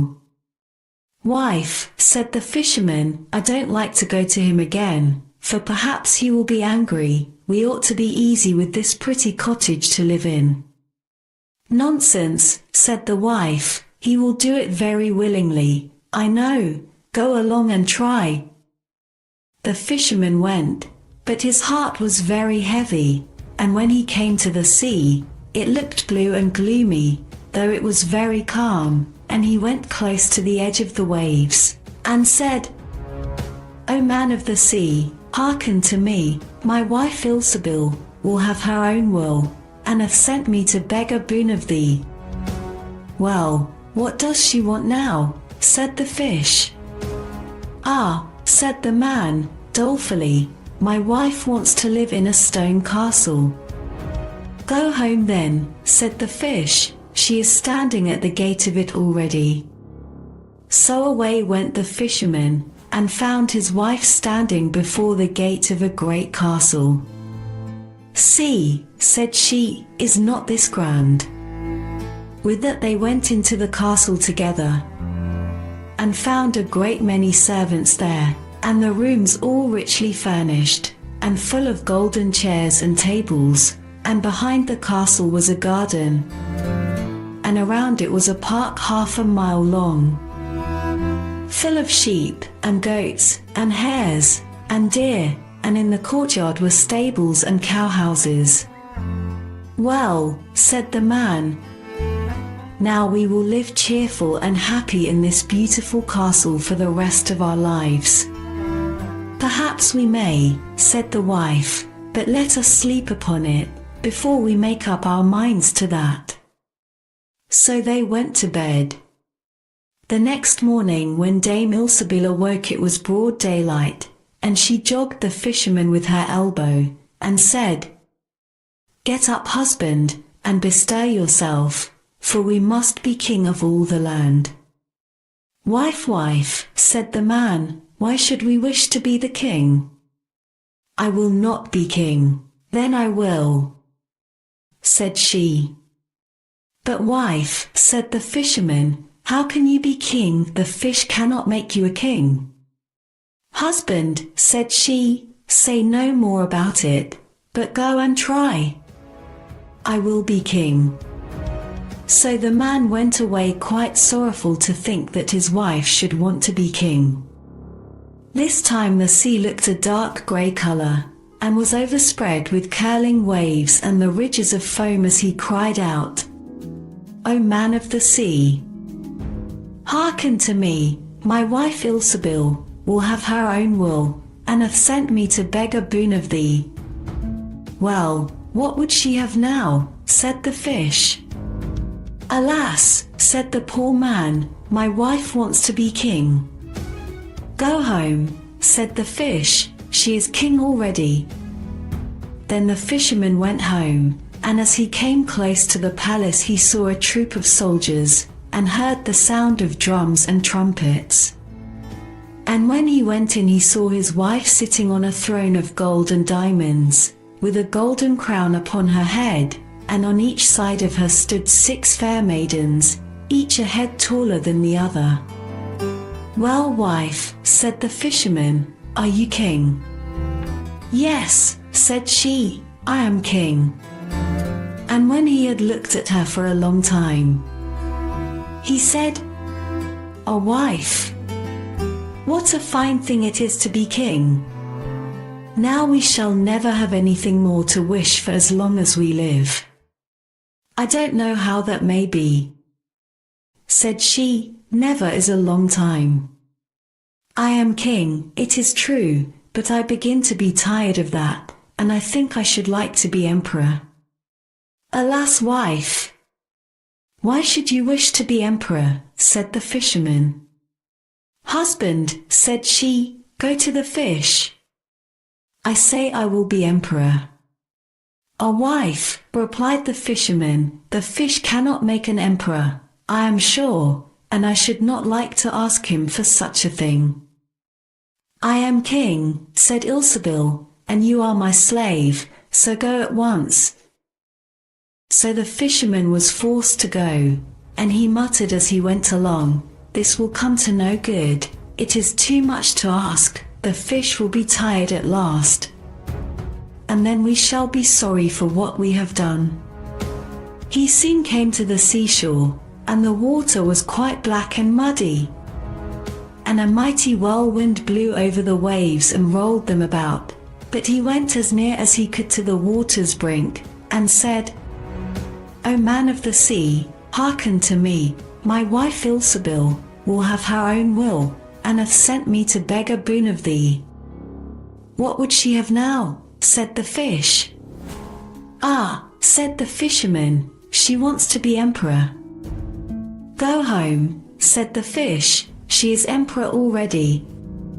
So he went home again, and as he came near he saw his wife Ilsebil sitting on a very lofty throne made of solid gold, with a great crown on her head full 2 yards high, and on each side of her stood her guards and attendants in a row, each one smaller than the other, from the tallest giant down to a little dwarf no bigger than my finger. And before her stood princes, and dukes, and earls, and the fisherman went up to her and said, "Wife, are you emperor?" "Yes," said she, "I am emperor." "Ah," said the man, as he gazed upon her, "what a fine thing it is to be emperor." "Husband," said she, "why should we stop at being emperor? I will be pope next." "Oh, wife, wife," said he, "how can you be pope? There is but one pope at a time in Christendom." "Husband," said she, "I will be pope this very day." "But," replied the husband, "the fish cannot make you pope." "What nonsense," said she, "if he can make an emperor, he can make a pope. Go and try him." So the fisherman went. But when he came to the shore, the wind was raging and the sea was tossed up and down in boiling waves, and the ships were in trouble, and rolled fearfully upon the tops of the billows. In the middle of the heavens there was a little piece of blue sky, but towards the south all was red, as if a dreadful storm was rising. At this sight the fisherman was dreadfully frightened, and he trembled so that his knees knocked together, but still he went down near to the shore, and said, "O man of the sea, hearken to me. My wife Ilsebil will have her own wool, and hath sent me to beg a boon of thee." "What does she want now?" said the fish. "Ah," said the fisherman, "my wife wants to be pope." "Go home," said the fish, "she is pope already." Then the fisherman went home, and found Ilsebil sitting on a throne that was 2 miles high, and she had 3 great crowns on her head, and around her stood all the pomp and power of the church. And on each side of her were 2 rows of burning lights, of all sizes, the greatest as large as the highest and biggest tower in the world, and the least no larger than a small rushlight. "Wife," said the fisherman, as he looked at all this greatness, "are you pope?" "Yes," said she, "I am pope." "Well, wife," replied he, "it is a grand thing to be pope, and now you must be easy, for you can be nothing greater." "I will think about that," said the wife. Then they went to bed, but Dame Ilsebil could not sleep all night for thinking what she should be next.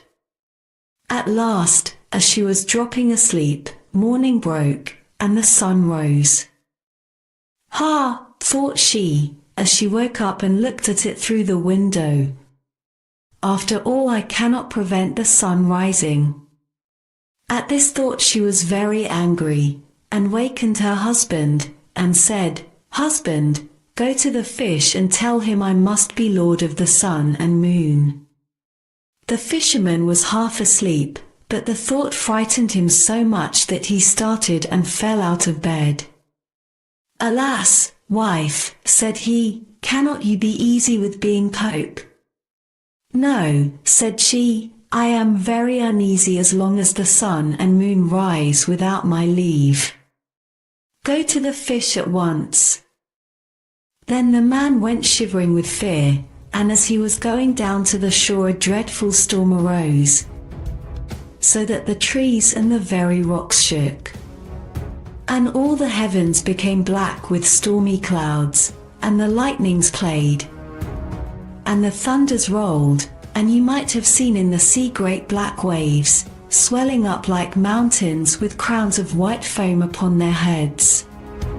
And the fisherman crept towards the sea, and cried out, as well as he could, "O man of the sea, hearken to me, my wife Ilsebil will have her own wool, and hath sent me to beg a boon of thee."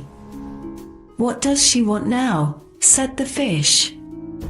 "Ah," said he, "she wants to be lord of the sun and moon." "Go home," said the fish, "to your pigsty again, and there they live to this very day." The Little Match Girl.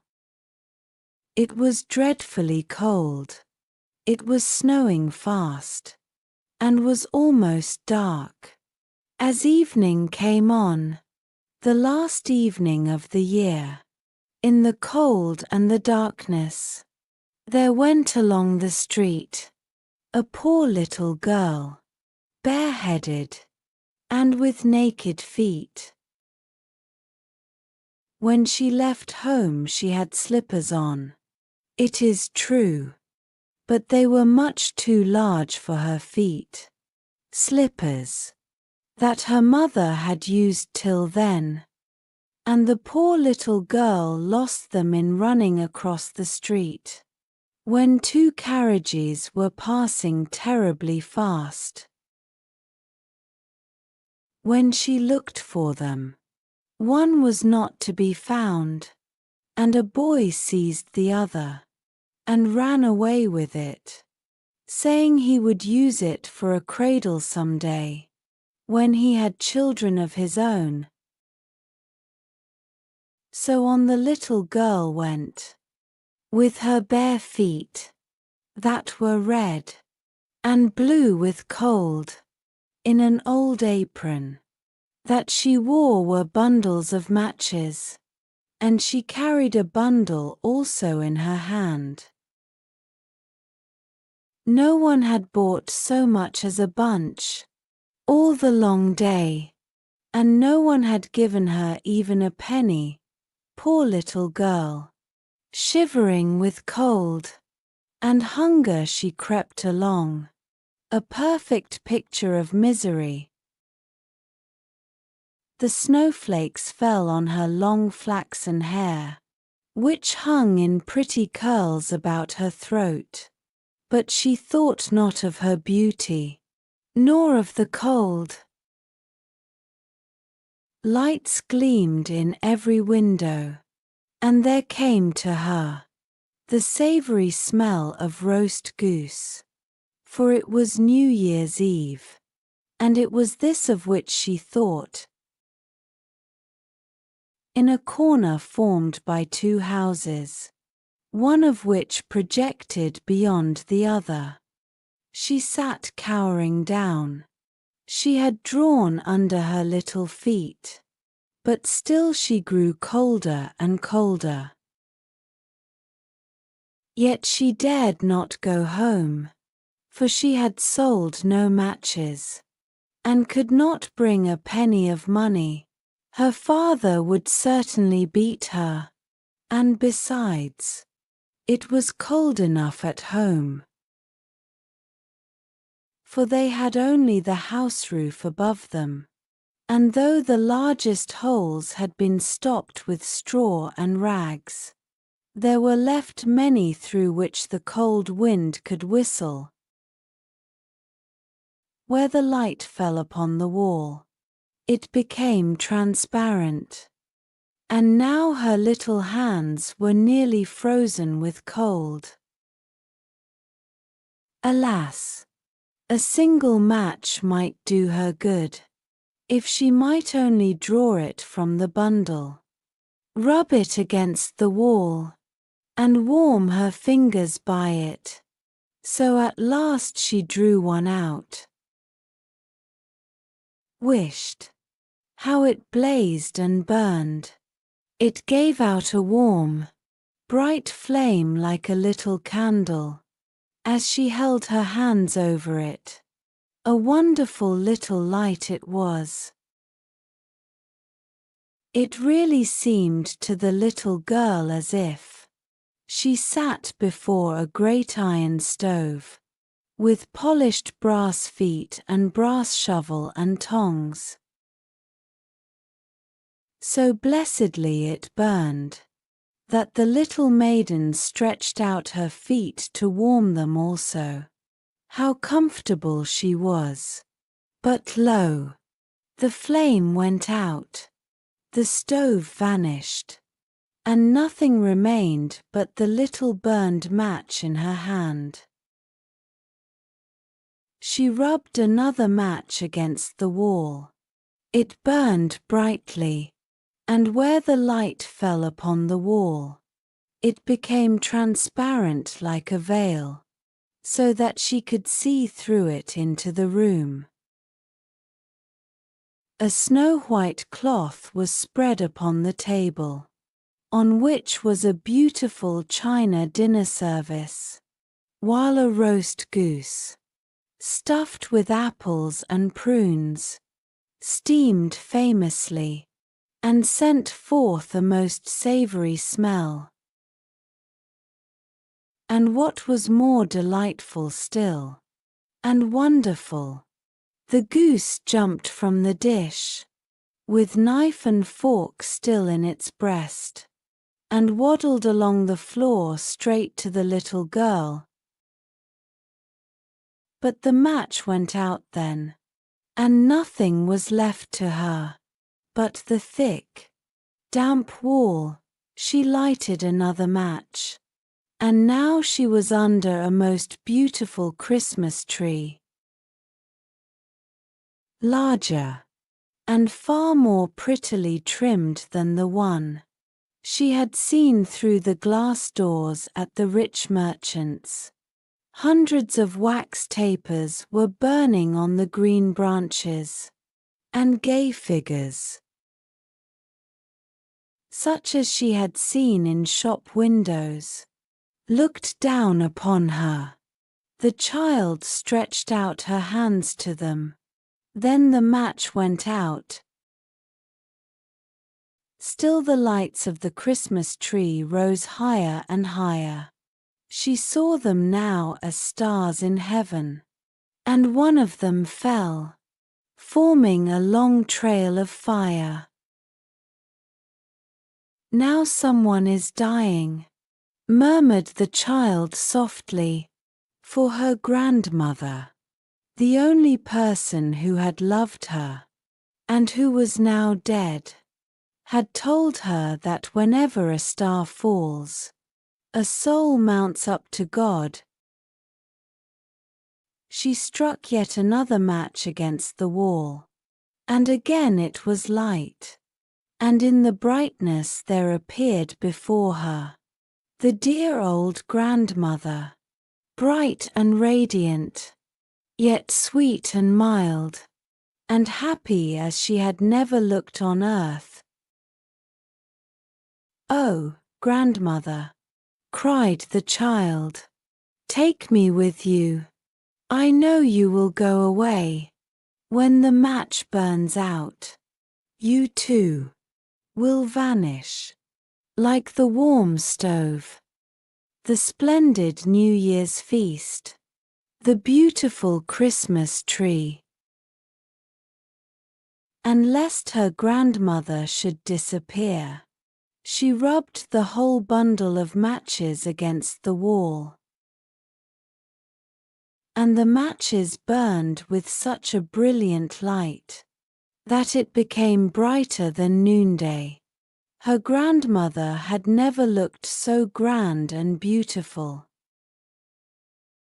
She took the little girl in her arms, and both flew together, joyously and gloriously, mounting higher and higher, far above the earth. And for them there was neither hunger, nor cold, nor care. They were with God, but in the corner, at the dawn of day, sat the poor girl, leaning against the wall, with red cheeks, and smiling mouth, frozen to death, on the last evening of the old year. Stiff and cold she sat, with the matches, one bundle of which was burned. She wanted to warm herself. Poor little thing. People said. No one imagined what sweet visions she had had, or how gloriously she had gone with her grandmother to enter upon the joys of a new year. The Little Mermaid. Far out in the ocean, where the water is as blue as the prettiest cornflower and as clear as crystal, it is very, very deep, so deep, indeed, that no cable could sound it. And many church steeples, piled one upon another, would not reach from the ground beneath to the surface of the water above.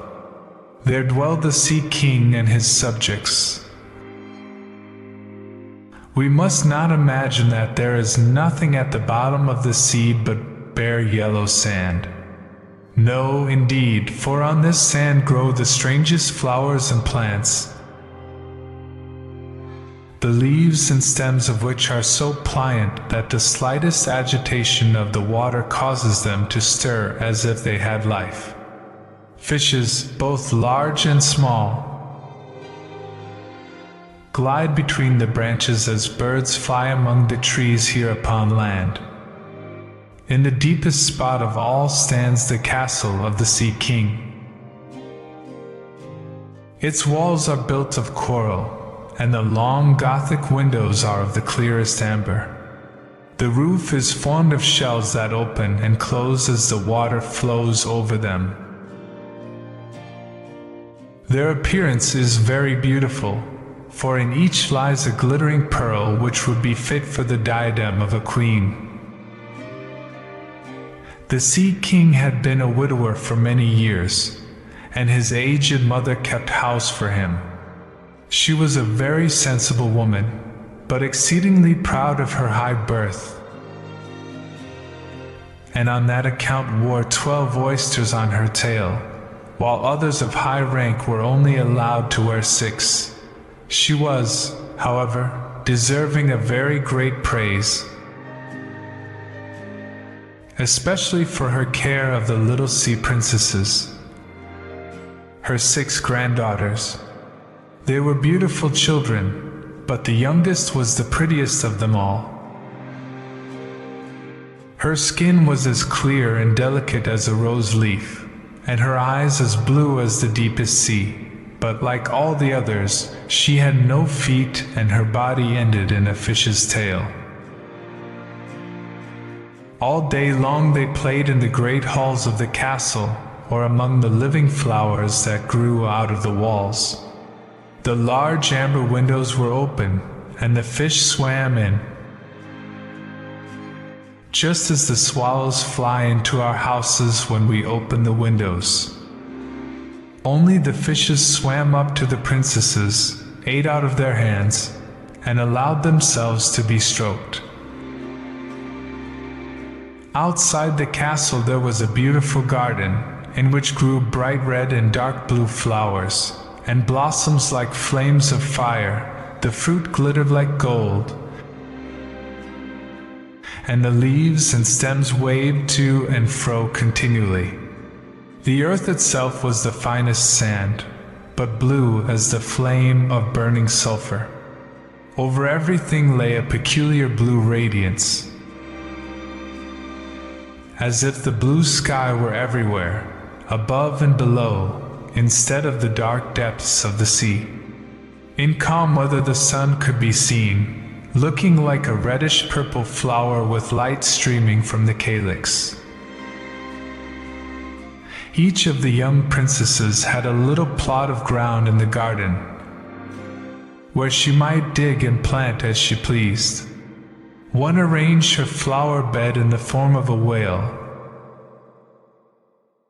Another preferred to make hers like the figure of a little mermaid, while the youngest child made hers round, like the sun, and in it grew flowers as red as his rays at sunset. She was a strange child, quiet and thoughtful. While her sisters showed delight at the wonderful things which they obtained from the wrecks of vessels, she cared only for her pretty flowers,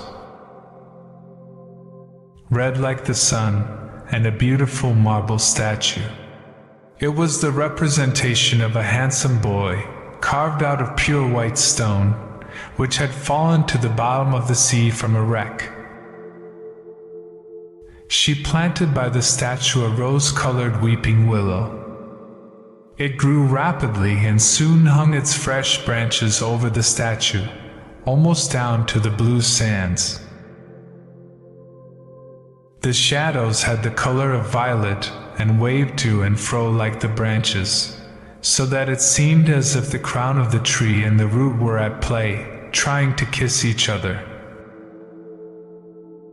Nothing gave her so much pleasure as to hear about the world above the sea. She made her old grandmother tell her all she knew of the ships and of the towns, the people and the animals. To her it seemed most wonderful and beautiful to hear that the flowers of the land had fragrance, while those below the sea had none, that the trees of the forest were green, and that the fishes among the trees could sing so sweetly that it was a pleasure to listen to them. Her grandmother called the birds fishes, or the little mermaid would not have understood what was meant, for she had never seen birds.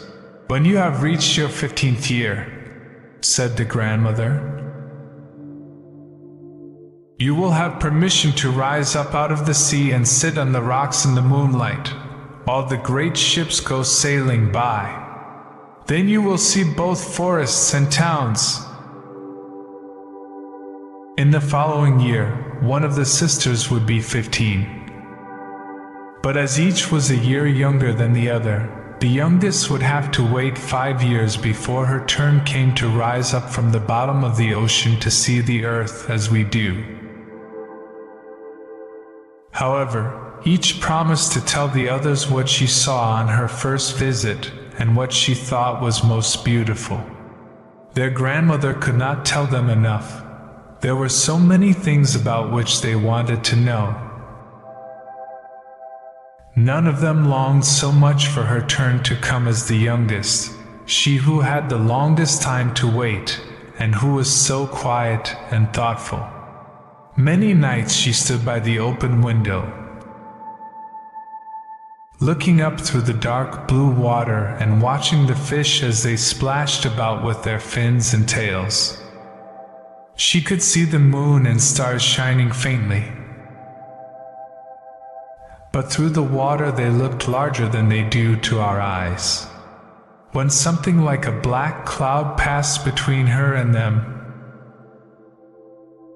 she knew that it was either a whale swimming over her head, or a ship full of human beings who never imagined that a pretty little mermaid was standing beneath them, holding out her white hands towards the keel of their ship. At length the eldest was 15 and was allowed to rise to the surface of the ocean. When she returned, she had hundreds of things to talk about. But the finest thing, she said, was to lie on a sandbank in the quiet moonlit sea, near the shore, gazing at the lights of the nearby town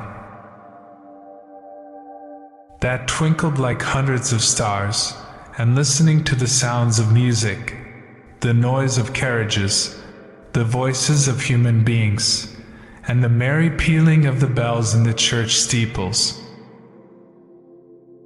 Because she could not go near all these wonderful things, she longed for them all the more.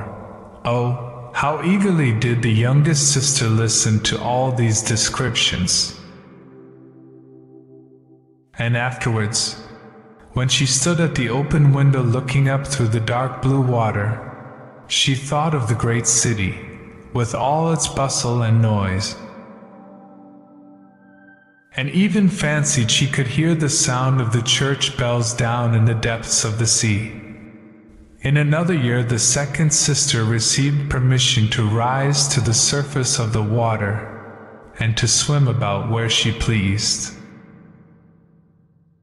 She rose just as the sun was setting, and this, she said, was the most beautiful sight of all. The whole sky looked like gold, and violet and rose-colored clouds, which she could not describe, drifted across it. And more swiftly than the clouds, flew a large flock of wild swans toward the setting sun, like a long white veil across the sea. She also swam towards the sun, but it sank into the waves, and the rosy tints faded from the clouds and from the sea. The third sister's turn followed. And she was the boldest of them all, for she swam up a broad river that emptied into the sea. On the banks she saw green hills covered with beautiful vines, and palaces and castles peeping out from amid the proud trees of the forest. She heard birds singing and felt the rays of the sun so strongly that she was obliged often to dive under the water to cool her burning face. In a narrow creek she found a large group of little human children, almost naked, sporting about in the water. She wanted to play with them, but they fled in a great fright. And then a little black animal. It was a dog, but she did not know it, for she had never seen one before. Came to the water and barked at her so furiously that she became frightened and rushed back to the open sea. But she said she should never forget the beautiful forest, the green hills, and the pretty children who could swim in the water although they had no tails. The fourth sister was more timid. She remained in the midst of the sea, but said it was quite as beautiful there as nearer the land. She could see many miles around her, and the sky above looked like a bell of glass. She had seen the ships, but at such a great distance that they looked like seagulls. The dolphins sported in the waves, and the great whales spouted water from their nostrils till it seemed as if 100 fountains were playing in every direction. The fifth sister's birthday occurred in the winter, so when her turn came she saw what the others had not seen the first time they went up. The sea looked quite green, and large icebergs were floating about, each like a pearl, she said, but larger and loftier than the churches built by men. They were of the most singular shapes and glittered like diamonds. She had seated herself on one of the largest, and let the wind play with her long hair. She noticed that all the ships sailed past very rapidly, steering as far away as they could, as if they were afraid of the iceberg. Towards evening, as the sun went down, dark clouds covered the sky, the thunder rolled, and the flashes of lightning glowed red on the icebergs as they were tossed about by the heaving sea. On all the ships the sails were reefed with fear and trembling, while she sat on the floating iceberg, calmly watching the lightning as it darted its forked flashes into the sea. Each of the sisters, when first she had permission to rise to the surface, was delighted with the new and beautiful sights. Now that they were grown-up girls and could go when they pleased, they had become quite indifferent about it. They soon wished themselves back again, and after a month had passed they said it was much more beautiful down below and pleasanter to be at home. Yet often, in the evening hours, the five sisters would twine their arms about each other and rise to the surface together. Their voices were more charming than that of any human being. And before the approach of a storm, when they feared that a ship might be lost, they swam before the vessel, singing enchanting songs of the delights to be found in the depths of the sea and begging the voyagers not to fear if they sank to the bottom. But the sailors could not understand the song and thought it was the sighing of the storm. These things were never beautiful to them. For if the ship sank, The men were drowned, and their dead bodies alone reached the palace of the Sea King. When the sisters rose, arm in arm, through the water, their youngest sister would stand quite alone, looking after them, ready to cry. Only, since mermaids have no tears, she suffered more acutely. "Oh, were I but 15 years old," said she, "I know that I shall love the world up there, and all the people who live in it." At last she reached her 15th year. "Well, now you are grown up," said the old dowager, her grandmother. "Come, and let me adorn you like your sisters." And she placed in her hair a wreath of white lilies, of which every flower leaf was half a pearl. Then the old lady ordered 8 great oysters to attach themselves to the tail of the princess to show her high rank. "But they hurt me so," said the little mermaid. "Yes, I know. Pride must suffer pain," replied the old lady. Oh, how gladly she would have shaken off all this grandeur, and laid aside the heavy wreath. The red flowers in her own garden would have suited her much better. But she could not change herself, so she said farewell and rose as lightly as a bubble to the surface of the water. The sun had just set when she raised her head above the waves.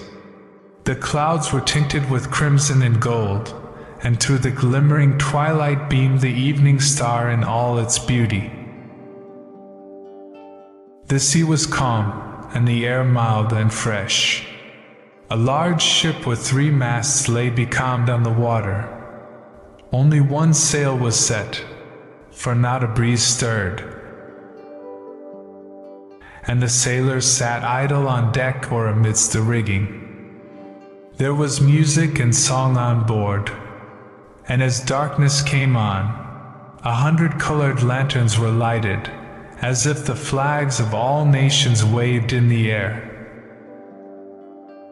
The little mermaid swam close to the cabin windows, and now and then, as the waves lifted her up, she could look in through glass window panes and see a number of gaily dressed people. Among them, and the most beautiful of all, was a young prince with large black eyes.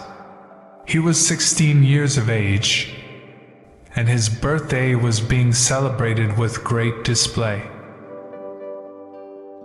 The sailors were dancing on deck, and when the prince came out of the cabin, more than 100 rockets rose in the air, making it as bright as day. The little mermaid was so startled that she dived underwater, and when she again stretched out her head, it looked as if all the stars of heaven were falling around her. She had never seen such fireworks before. Great suns spurted fire about. Splendid fireflies flew into the blue air, and everything was reflected in the clear, calm sea beneath. The ship itself was so brightly illuminated that all the people, and even the smallest rope, could be distinctly seen. How handsome the young prince looked, as he pressed the hands of all his guests and smiled at them, while the music resounded through the clear night air. It was very late, yet the little mermaid could not take her eyes from the ship or from the beautiful prince. The colored lanterns had been extinguished. No more rockets rose in the air, and the cannon had ceased firing. But the sea became restless, and a moaning, grumbling sound could be heard beneath the waves. Still the little mermaid remained by the cabin window, rocking up and down on the water, so that she could look within. After a while the sails were quickly set, and the ship went on her way. But soon the waves rose higher. Heavy clouds darkened the sky, and lightning appeared in the distance. A dreadful storm was approaching. Once more the sails were furled, and the great ship pursued her flying course over the raging sea. The waves rose mountain high, as if they would overtop the mast, but the ship dived like a swan between them, then rose again on their lofty, foaming crests. To the little mermaid this was pleasant sport, but not so to the sailors. At length the ship groaned and creaked.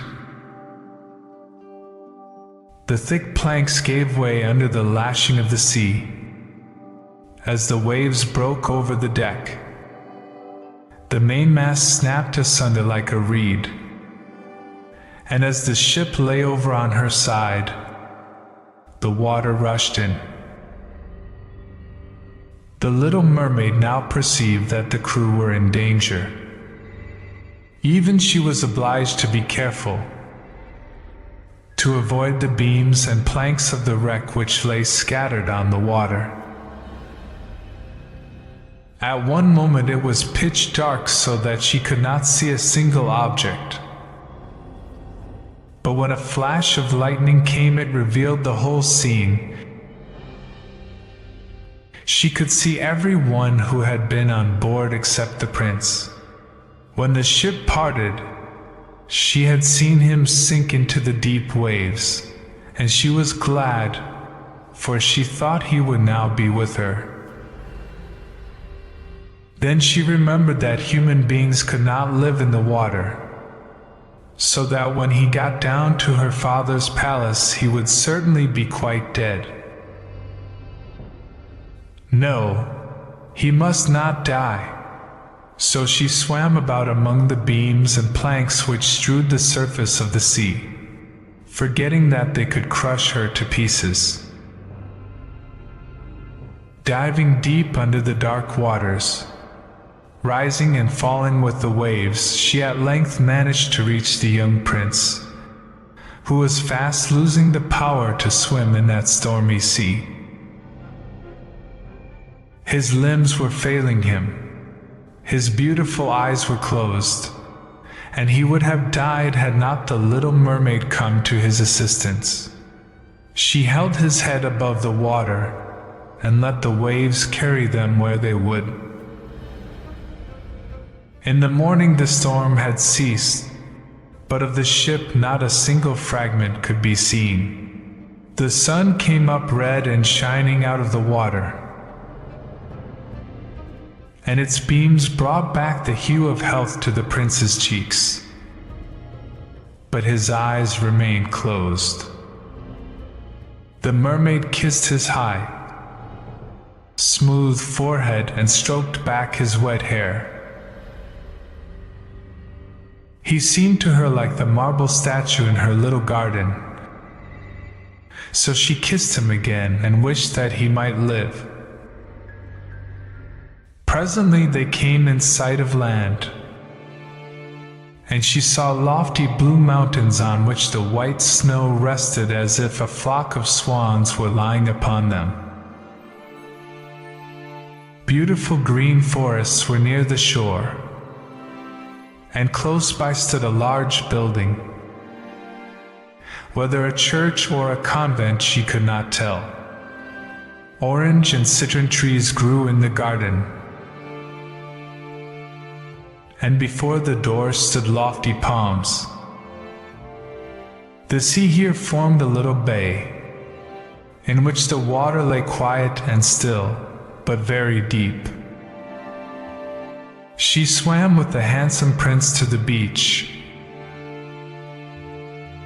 which was covered with fine white sand, and there she laid him in the warm sunshine, taking care to raise his head higher than his body.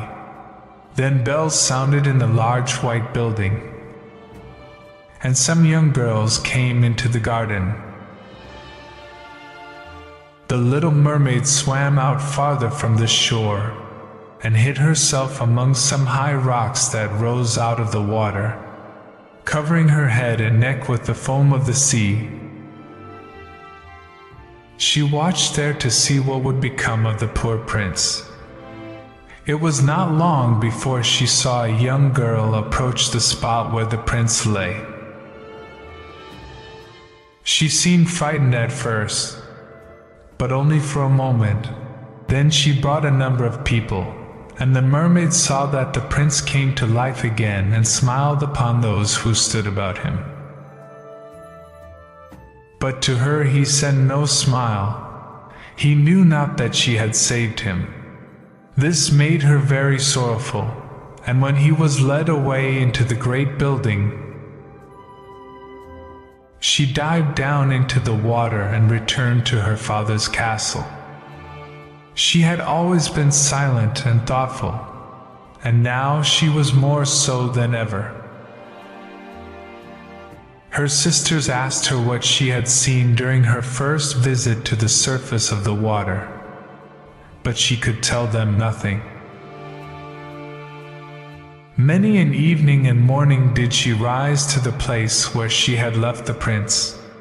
She saw the fruits in the garden ripen and watched them gathered. She watched the snow on the mountain tops melt away, but never did she see the prince, and therefore she always returned home more sorrowful than before. It was her only comfort to sit in her own little garden and fling her arm around the beautiful marble statue, which was like the prince. She gave up tending her flowers, and they grew in wild confusion over the paths, twining their long leaves and stems round the branches of the trees so that the whole place became dark and gloomy. At length she could bear it no longer, and told one of her sisters all about it. Then the others heard the secret, and very soon it became known to several mermaids, one of whom had an intimate friend who happened to know about the prince. She had also seen the festival on board ship, and she told them where the prince came from and where his palace stood. "Come, little sister," said the other princesses.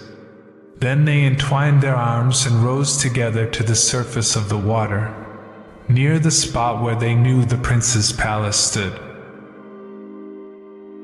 It was built of bright yellow, shining stone and had long flights of marble steps, one of which reached quite down to the sea. Splendid gilded cupolas rose over the roof, and between the pillars that surrounded the whole building stood lifelike statues of marble. Through the clear crystal of the lofty windows could be seen noble rooms,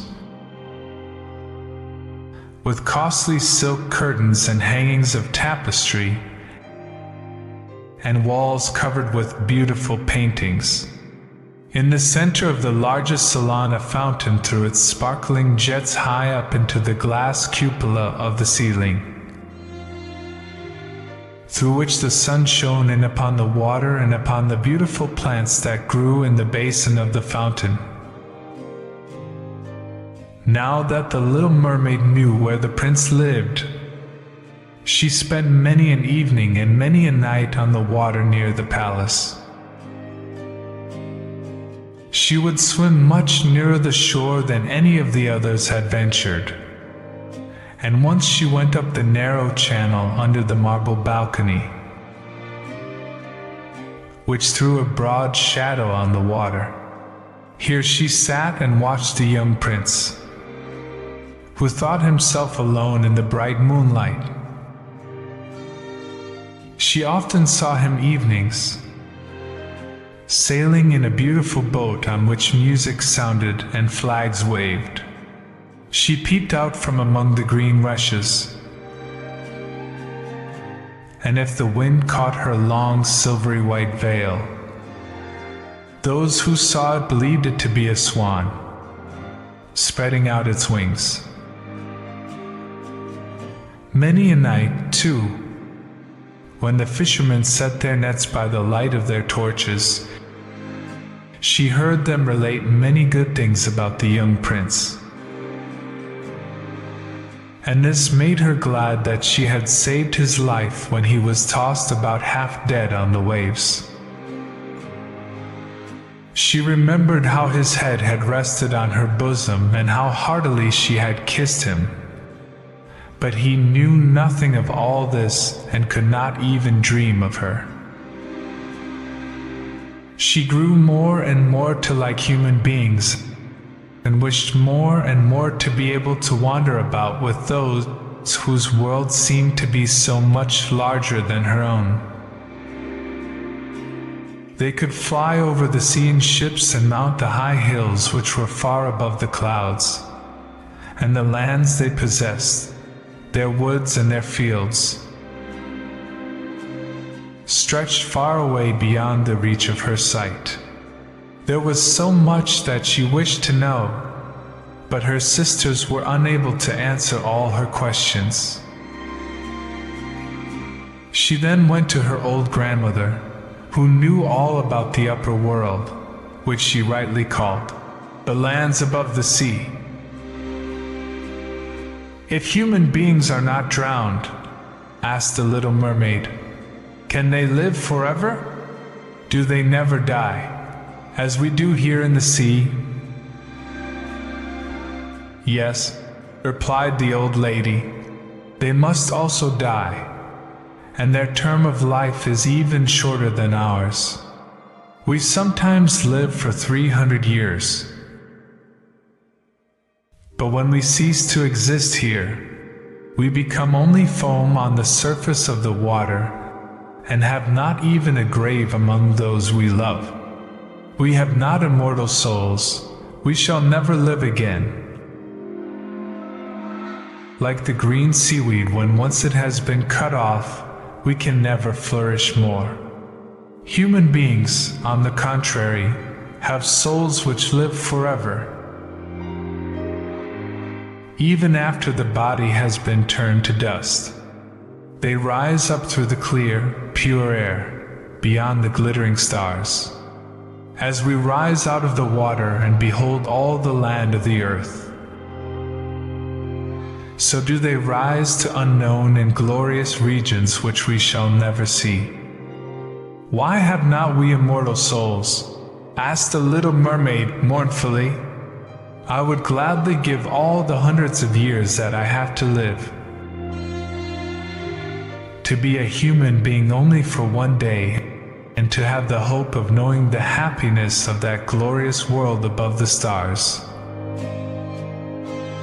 "You must not think that," said the old woman. "We believe that we are much happier and much better off than human beings. So I shall die," said the little mermaid, "and as the foam of the sea I shall be driven about, never again to hear the music of the waves or to see the pretty flowers or the red sun. Is there anything I can do to win an immortal soul?" "No," said the old woman, "unless a man should love you so much that you were more to him than his father or his mother, and if all his thoughts and all his love were fixed upon you, and the priest placed his right hand in yours, and he promised to be true to you here and hereafter, then his soul would glide into your body, and you would obtain a share in the future happiness of mankind. He would give to you a soul and retain his own as well. But this can never happen. Your fish's tail, which among us is considered so beautiful, on earth is thought to be quite ugly. They do not know any better, and they think it necessary, in order to be handsome, to have two stout props, which they call legs. Then the little mermaid sighed and looked sorrowfully at her fish's tail. "Let us be happy," said the old lady, "and dart and spring about during the 300 years that we have to live, which is really quite long enough. After that we can rest ourselves all the better. This evening we are going to have a court ball." It was one of those splendid sights which we can never see on earth. The walls and the ceiling of the large ballroom were of thick but transparent crystal. Many hundreds of colossal shells, some of a deep red, others of a grass green, with blue fire in them, stood in rows on each side. These lighted up the whole salon,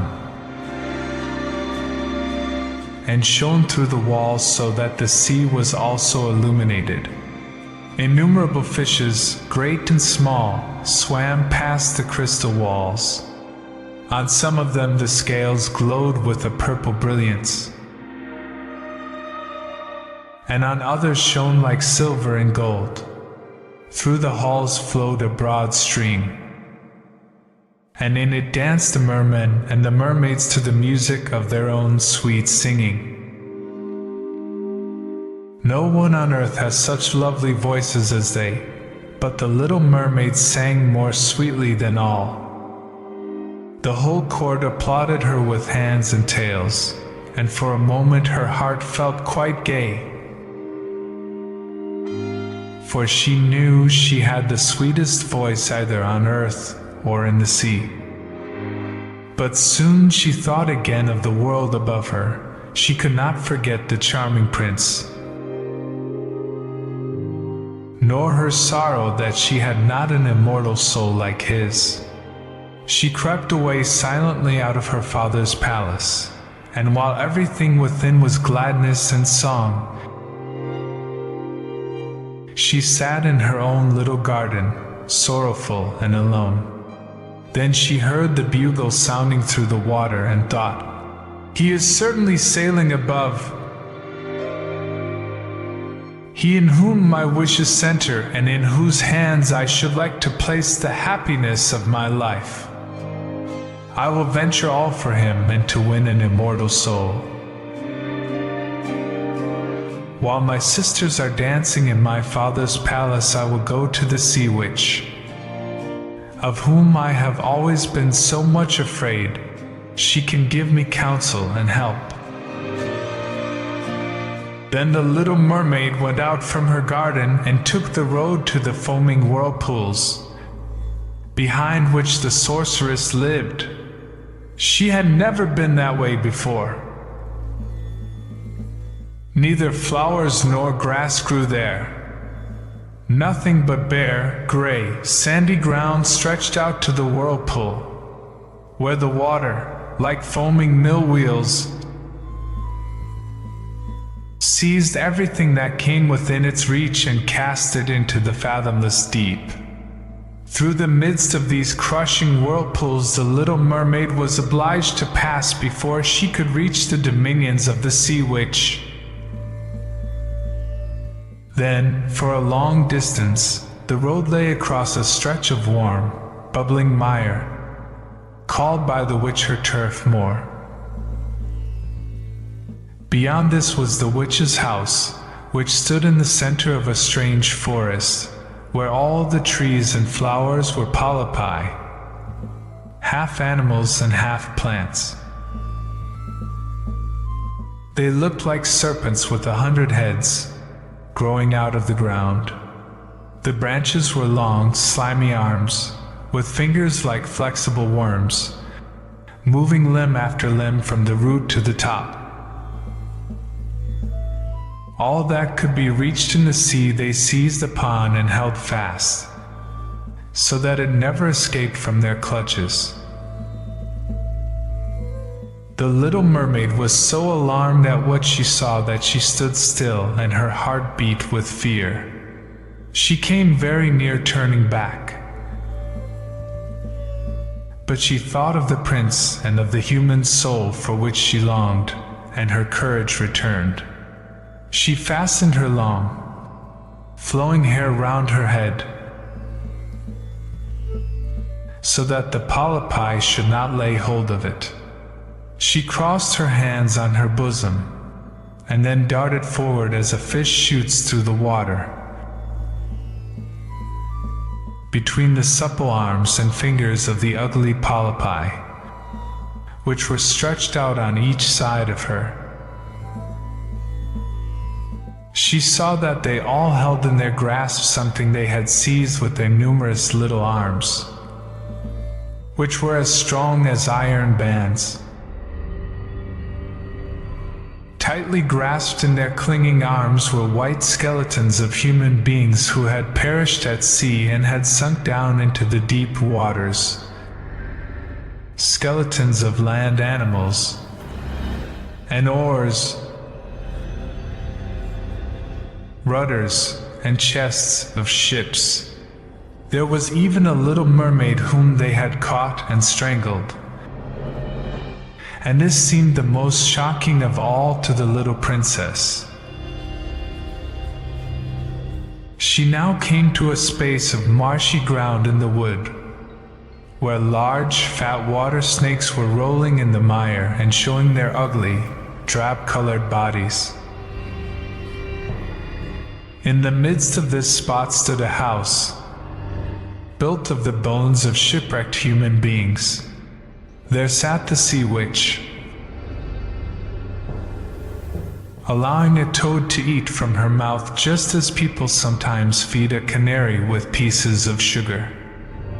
She called the ugly water snakes her little chickens and allowed them to crawl all over her bosom. "I know what you want," said the sea witch. "It is very stupid of you, but you shall have your way, though it will bring you to sorrow, my pretty princess. You want to get rid of your fish's tail and to have two supports instead, like human beings on earth, so that the young prince may fall in love with you and so that you may have an immortal soul." And then the witch laughed so loud and so disgustingly that the toad and the snakes fell to the ground and lay there wriggling. "You are but just in time," said the witch, "for after sunrise tomorrow I should not be able to help you till the end of another year. I will prepare a draught for you, with which you must swim to land tomorrow before sunrise. Seat yourself there and drink it. Your tail will then disappear, and shrink up into what men call legs. You will feel great pain, as if a sword were passing through you. But all who see you will say that you are the prettiest little human being they ever saw. You will still have the same floating gracefulness of movement, and no dancer will ever tread so lightly. Every step you take, however, will be as if you were treading upon sharp knives and as if the blood must flow. If you will bear all this, I will help you." "Yes, I will," said the little princess in a trembling voice, as she thought of the prince and the immortal soul. "But think again," said the witch, "for when once your shape has become like a human being, you can no more be a mermaid. You will never return through the water to your sisters or to your father's palace again. And if you do not win the love of the prince, so that he is willing to forget his father and mother for your sake, and to love you with his whole soul, and allow the priest to join your hands that you may be man and wife, then you will never have an immortal soul. The first morning after he marries another, your heart will break, and you will become foam on the crest of the waves." "I will do it," said the little mermaid, and she became pale as death. "But I must be paid also," said the witch, "and it is not a trifle that I ask. You have the sweetest voice of any who dwell here in the depths of the sea, and you believe that you will be able to charm the prince with it. But this voice you must give to me. The best thing you possess will I have as the price of my costly draught, which must be mixed with my own blood so that it may be as sharp as a two-edged sword. But if you take away my voice," said the little mermaid, "what is left for me? Your beautiful form, your graceful walk, and your expressive eyes. Surely with these you can enchain a man's heart. Well, have you lost your courage? Put out your little tongue, that I may cut it off as my payment, then you shall have the powerful draught." "It shall be," said the little mermaid. Then the witch placed her cauldron on the fire to prepare the magic draught. "Cleanliness is a good thing," said she, scouring the vessel with snakes which she had tied together in a large knot. Then she pricked herself in the breast and let the black blood drop into the cauldron. The steam that rose twisted itself into such horrible shapes that no one could look at them without fear. Every moment the witch threw a new ingredient into the vessel. And when it began to boil, the sound was like the weeping of a crocodile. When at last the magic draught was ready, it looked like the clearest water. "There it is for you," said the witch. Then she cut off the mermaid's tongue, so that she would never again speak or sing. "If the polypi should seize you as you return through the wood," said the witch, "throw over them a few drops of the potion, and their fingers will be torn into 1,000 pieces." But the little mermaid had no occasion to do this, for the polypi sprang back in terror when they caught sight of the glittering draught, which shone in her hand like a twinkling star. So she passed quickly through the wood and the marsh and between the rushing whirlpools. She saw that in her father's palace the torches in the ballroom were extinguished, and that all within were asleep. But she did not venture to go into them, for now that she was dumb and going to leave them forever, she felt as if her heart would break. She stole into the garden, took a flower from the flower bed of each of her sisters, kissed her hand towards the palace 1,000 times, and then rose up through the dark blue waters. The sun had not risen when she came in sight of the prince's palace and approached the beautiful marble steps, but the moon shone clear and bright. Then the little mermaid drank the magic draught, and it seemed as if a two-edged sword went through her delicate body. She fell into a swoon and lay like one dead. When the sun rose and shone over the sea, she recovered and felt a sharp pain, but before her stood the handsome young prince. He fixed his coal-black eyes upon her, so earnestly that she cast down her own, and then became aware that her fish's tail was gone, and that she had as pretty a pair of white legs and tiny feet as any little maiden could have. But she had no clothes, so she wrapped herself in her long, thick hair. The prince asked her who she was and whence she came.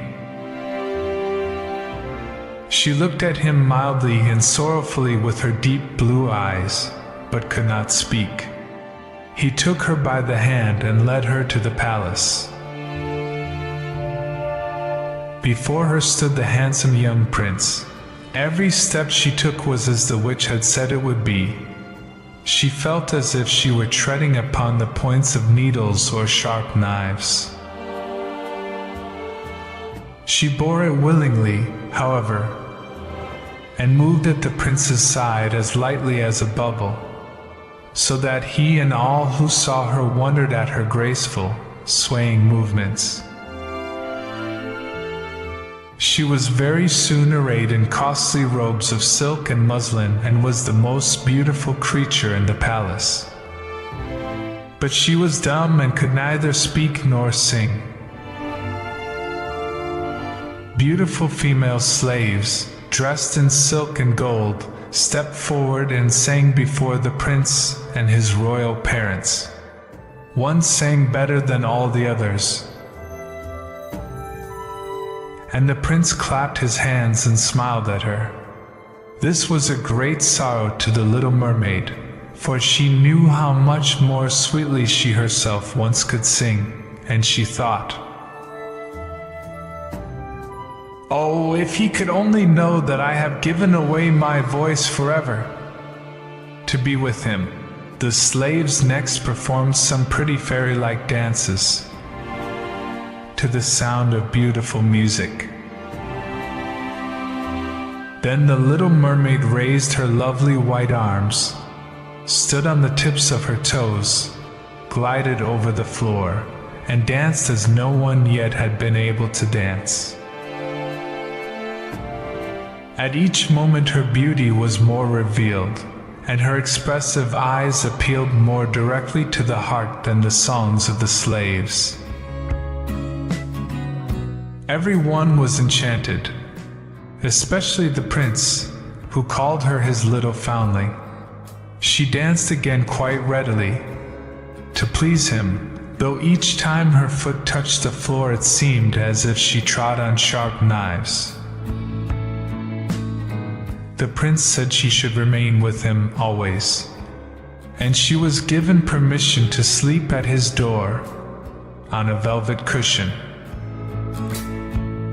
He had a page's dress made for her, that she might accompany him on horseback.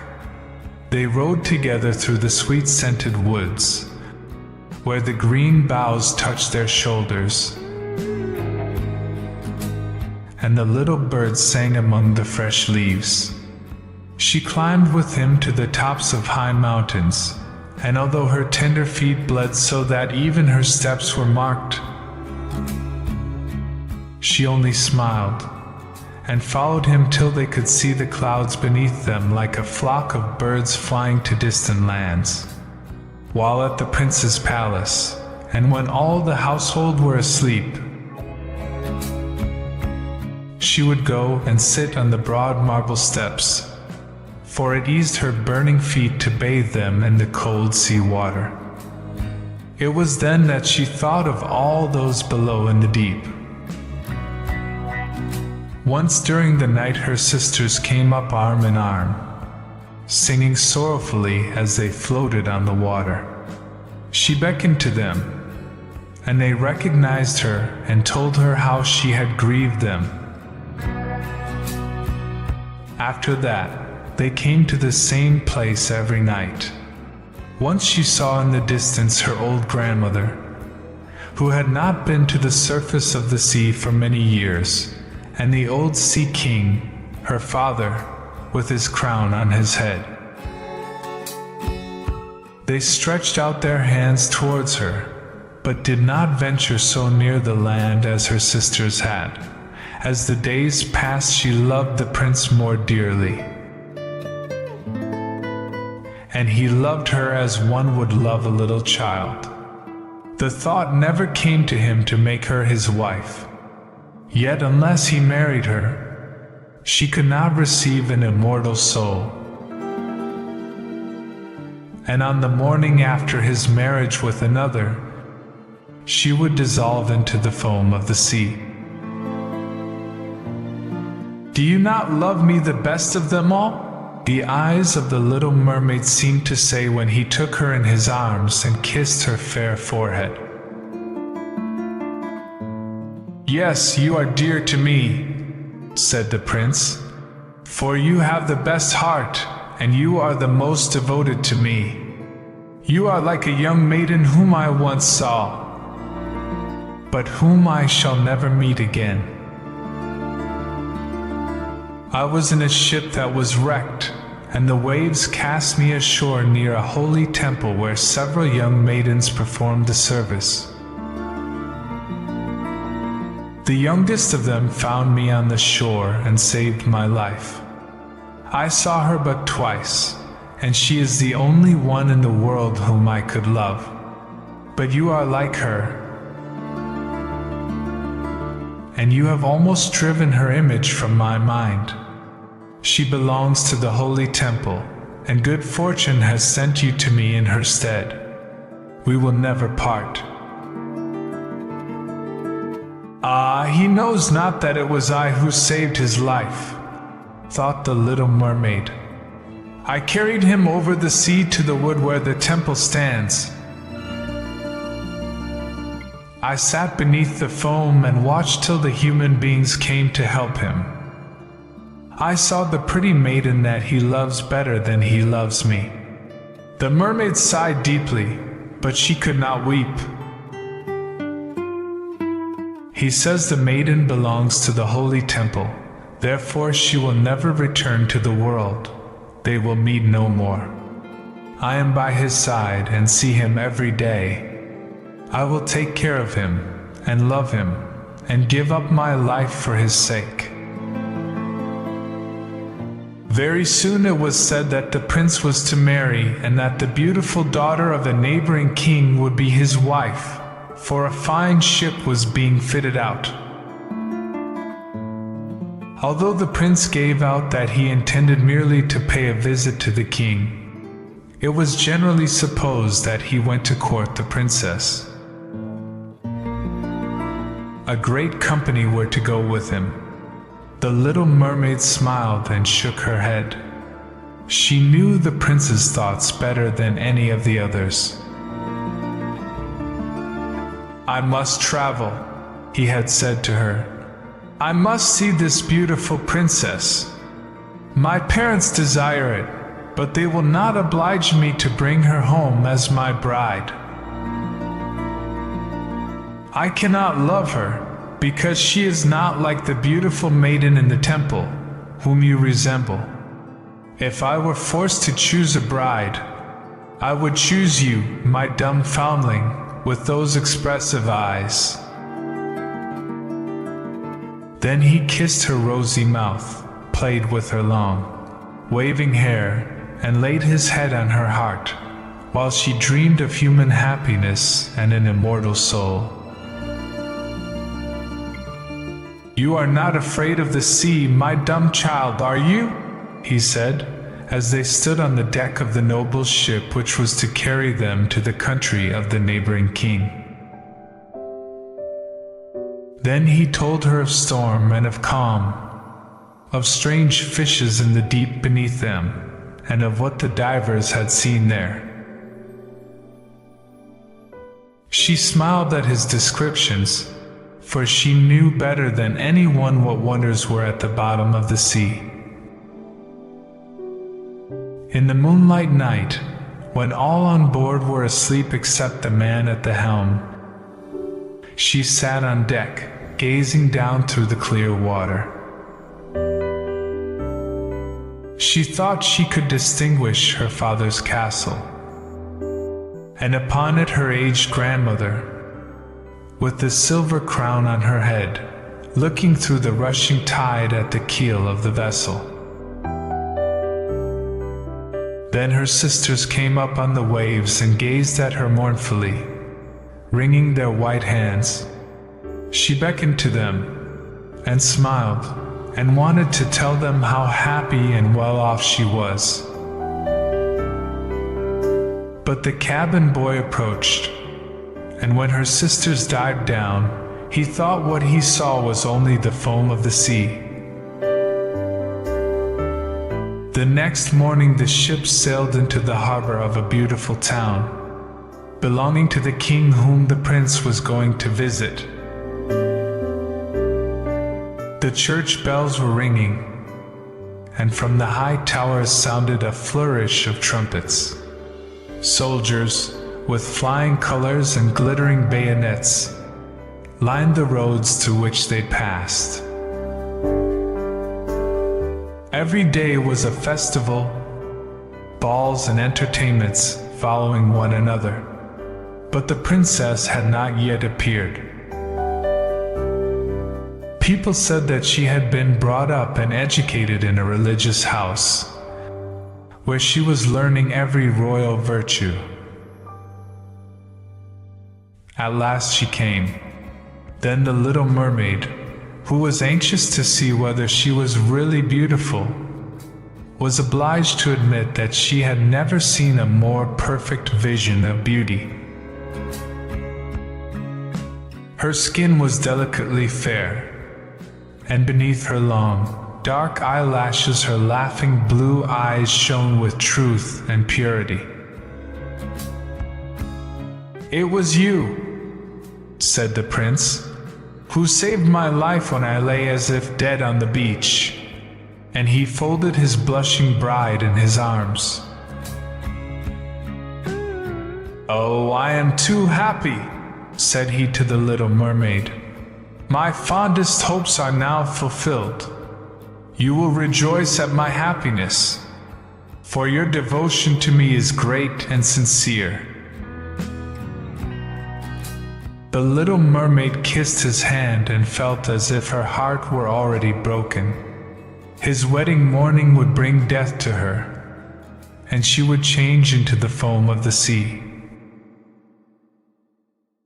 All the church bells rang, and the heralds rode through the town proclaiming the betrothal. Perfumed oil was burned in costly silver lamps on every altar. The priests waved the censers, while the bride and the bridegroom joined their hands and received the blessing of the bishop. The little mermaid, dressed in silk and gold, held up the bride's train, but her ears heard nothing of the festive music, and her eyes saw not the holy ceremony.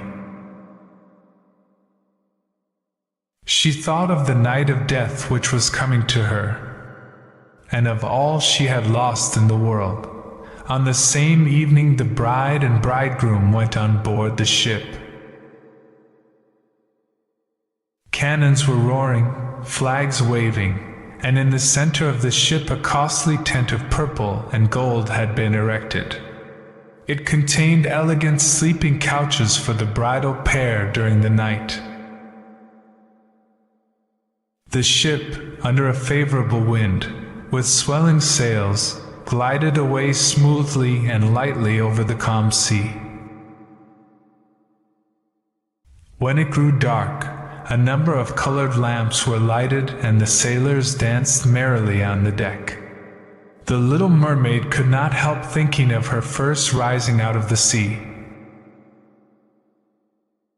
when she had seen similar joyful festivities, so she too joined in the dance, poised herself in the air as a swallow when he pursues his prey, and all present cheered her wonderingly. She had never danced so gracefully before. Her tender feet felt as if cut with sharp knives, but she cared not for the pain. A sharper pang had pierced her heart. She knew this was the last evening she should ever see the prince, for whom she had forsaken her kindred and her home. She had given up her beautiful voice and suffered unheard of pain daily for him, while he knew nothing of it. This was the last evening that she should breathe the same air with him or gaze on the starry sky and the deep sea. An eternal night, without a thought or a dream, awaited her. She had no soul, and now could never win one.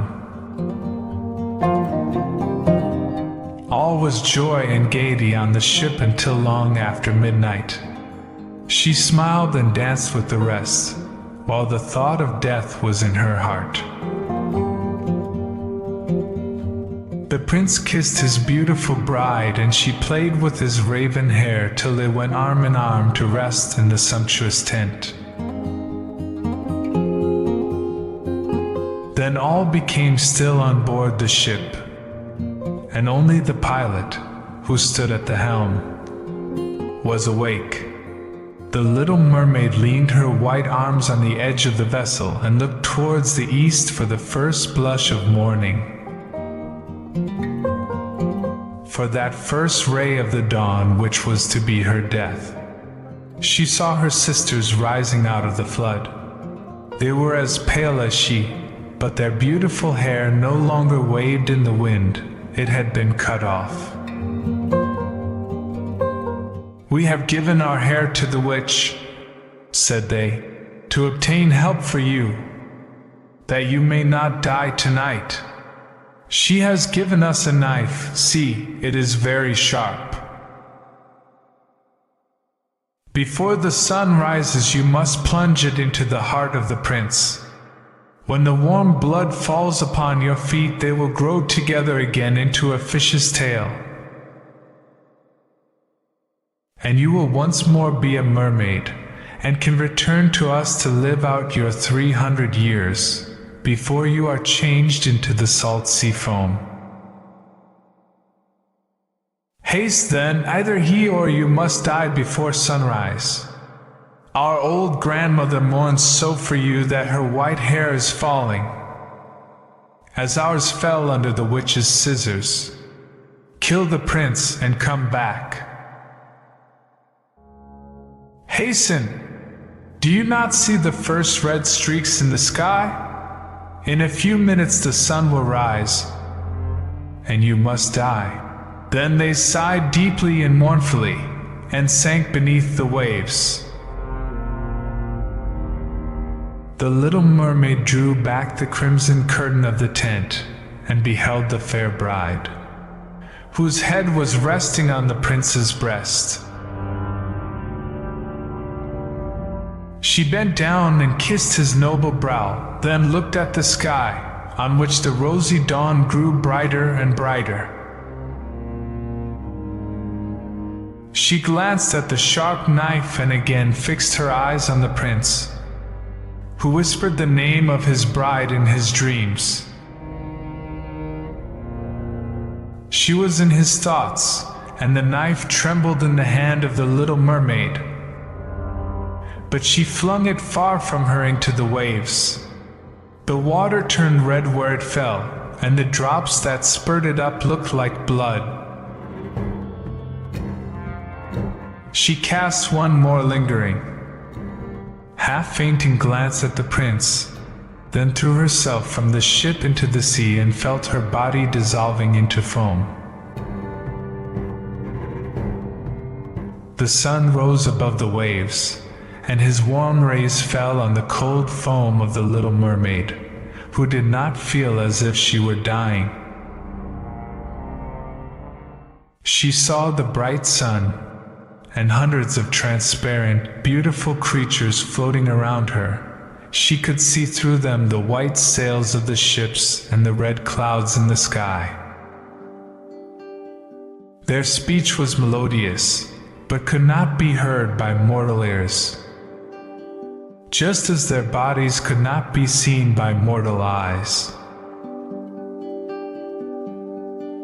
The little mermaid perceived that she had a body like theirs, and that she continued to rise higher and higher out of the foam.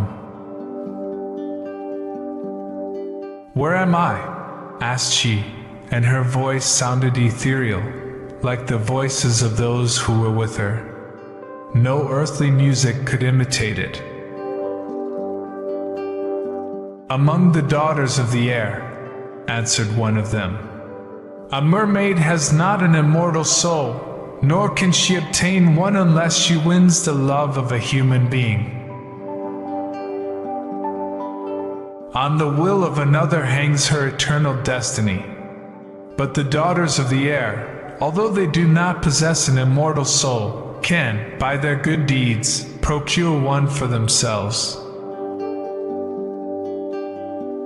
We fly to warm countries and cool the sultry air that destroys mankind with the pestilence.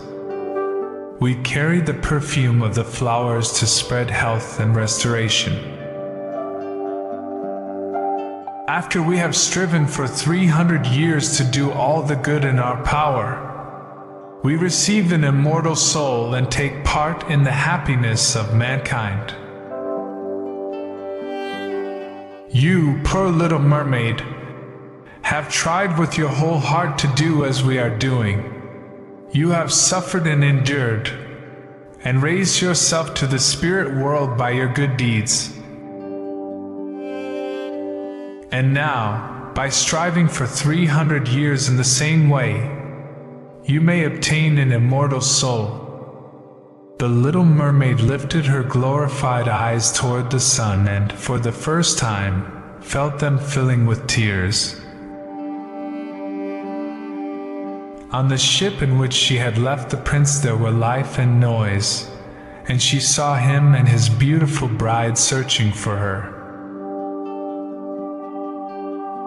Sorrowfully they gazed at the pearly foam, as if they knew she had thrown herself into the waves.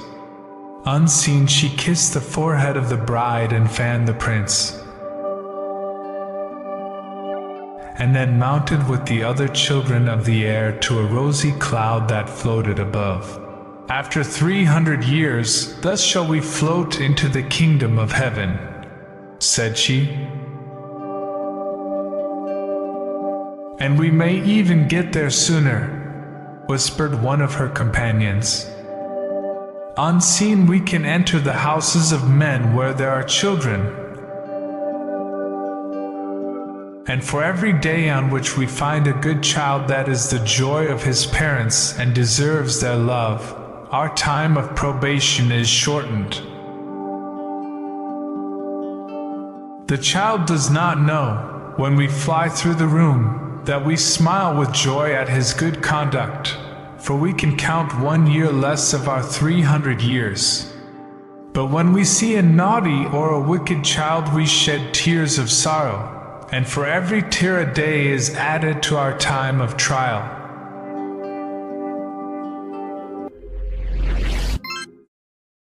The Naughty Boy. A long time ago, there lived an old poet, a thoroughly kind old poet. As he was sitting one evening in his room, a dreadful storm arose without, and the rain streamed down from heaven. But the old poet sat warm and comfortable in his chimney corner, where the fire blazed and the roasting apple hissed. Those who have not a roof over their heads will be wetted to the skin, said the good old poet. Oh, let me in! Let me in! I am cold. And I'm so wet! Exclaimed suddenly a child that stood crying at the door and knocking for admittance,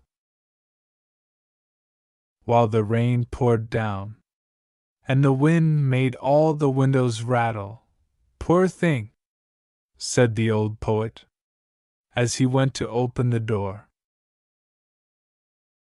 There stood a little boy, quite naked, and the water ran down from his long golden hair. He trembled with cold, and had he not come into a warm room, he would most certainly have perished in the frightful tempest. Poor child, said the old poet, as he took the boy by the hand. Come in, and I will soon restore thee.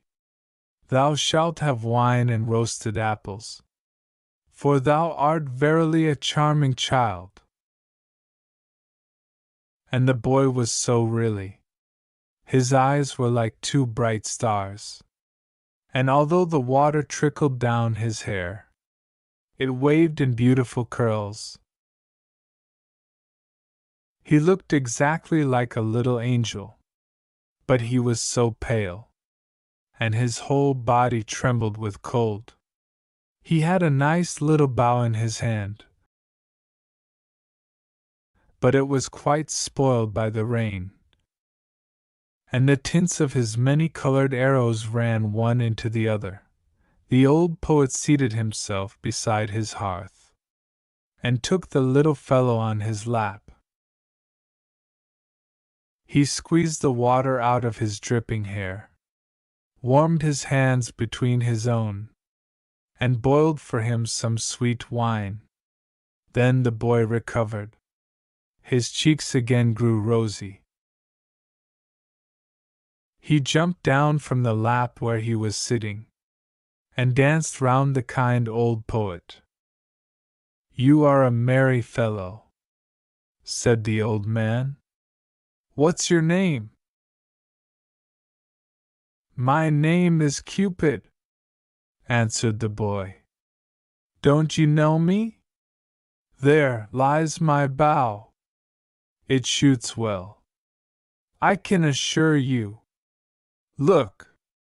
The weather is now clearing up, and the moon is shining clear again through the window. Why, your bow is quite spoiled," said the old poet. "That were sad indeed," said the boy, and he took the bow in his hand and examined it on every side. "Oh, it is dry again, and is not hurt at all. The string is quite tight. I will try it directly." And he bent his bow, took aim, and shot an arrow at the old poet, right into his heart. "You see now that my bow was not spoiled," said he, laughing, and away he ran. The naughty boy! To shoot the old poet in that way! He who had taken him into his warm room, who had treated him so kindly, and who had given him warm wine and the very best apples. The poor poet lay on the earth and wept, for the arrow had really flown into his heart. "Fie!" said he. "How naughty a boy Cupid is! I will tell all children about him, that they may take care and not play with him, for he will only cause them sorrow, and many a heartache." And all good children to whom he related this story took great heed of this naughty Cupid, but he made fools of them still, for he is astonishingly cunning. When the university students come from the lectures, he runs beside them in a black coat, and with a book under his arm. It is quite impossible for them to know him. And they walk along with him arm in arm, as if he, too, were a student like themselves, and then, unperceived, he thrusts an arrow to their bosom. When the young maidens come from being examined by the clergyman, or go to church to be confirmed, there he is again close behind them. Yes, he is forever following people. At the play, he sits in the great chandelier and burns in bright flames, so that people think it is really a flame. But they soon discover it is something else.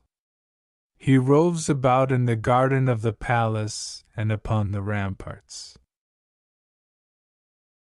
Yes, once he even shot your father, and mother right in the heart. Ask them only, and you will hear what they'll tell you. Oh, he is a naughty boy, that Cupid. You must never have anything to do with him. He is forever running after everybody. Only think. He shot an arrow once at your old grandmother. But that is a long time ago, and it is all past now. However, a thing of that sort she never forgets. Fie! Naughty Cupid! But now you know him. And you know, too, how ill-behaved he is.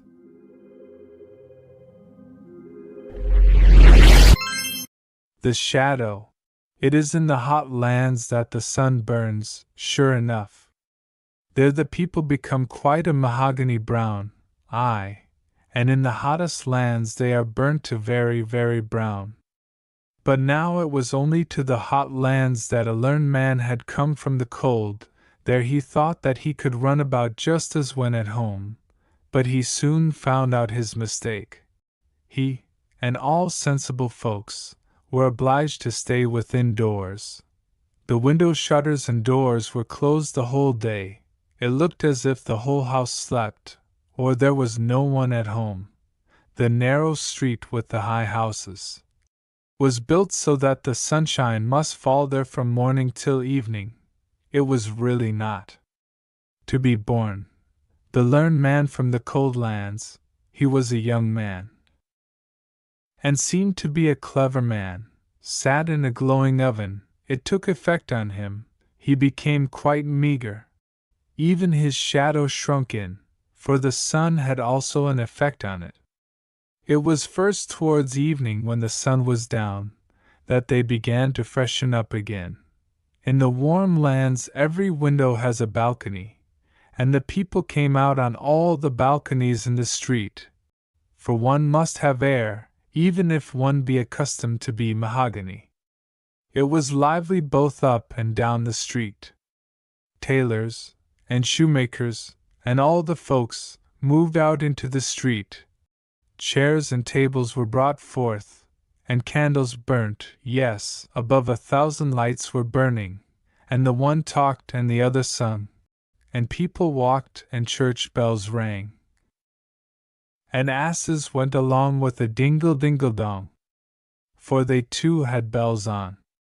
The street boys were screaming and hooting, and shouting and shooting, with devils and detonating balls, and there came corpse-bearers and hood-wearers, for there were funerals with psalm and hymn, and then the din of carriages driving and company arriving.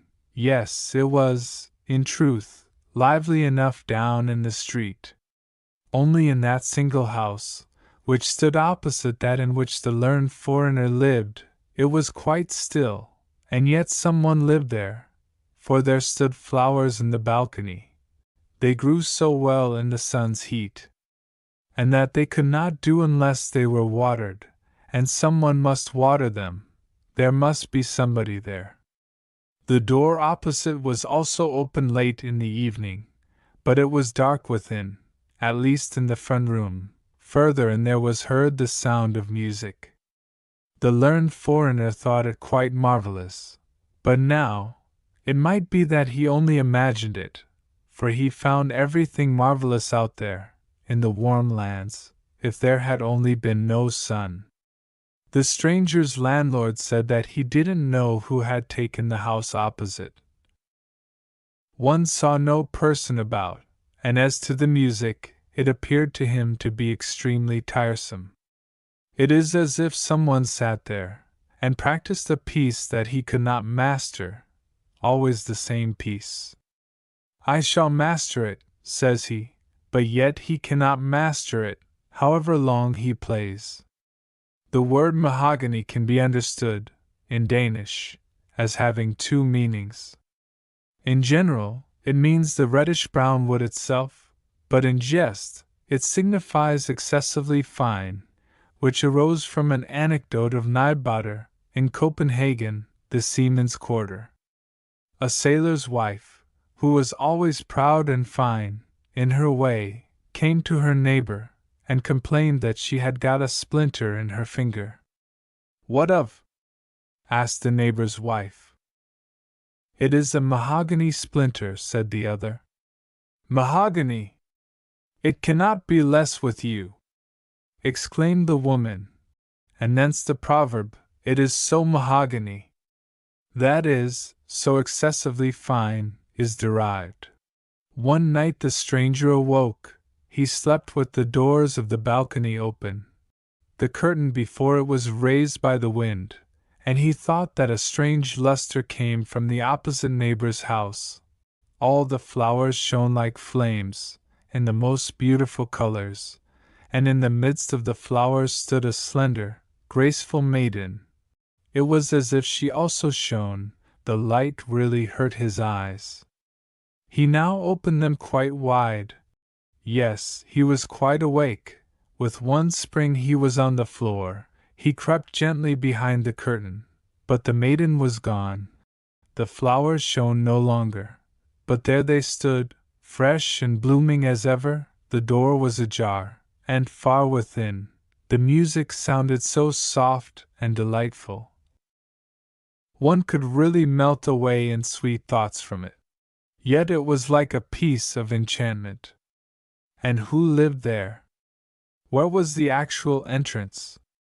The whole of the ground floor was a row of shops, and their people could not always be running through. One evening the stranger sat out on the balcony. The light burned in the room behind him, and thus it was quite natural that his shadow should fall on his opposite neighbor's wall.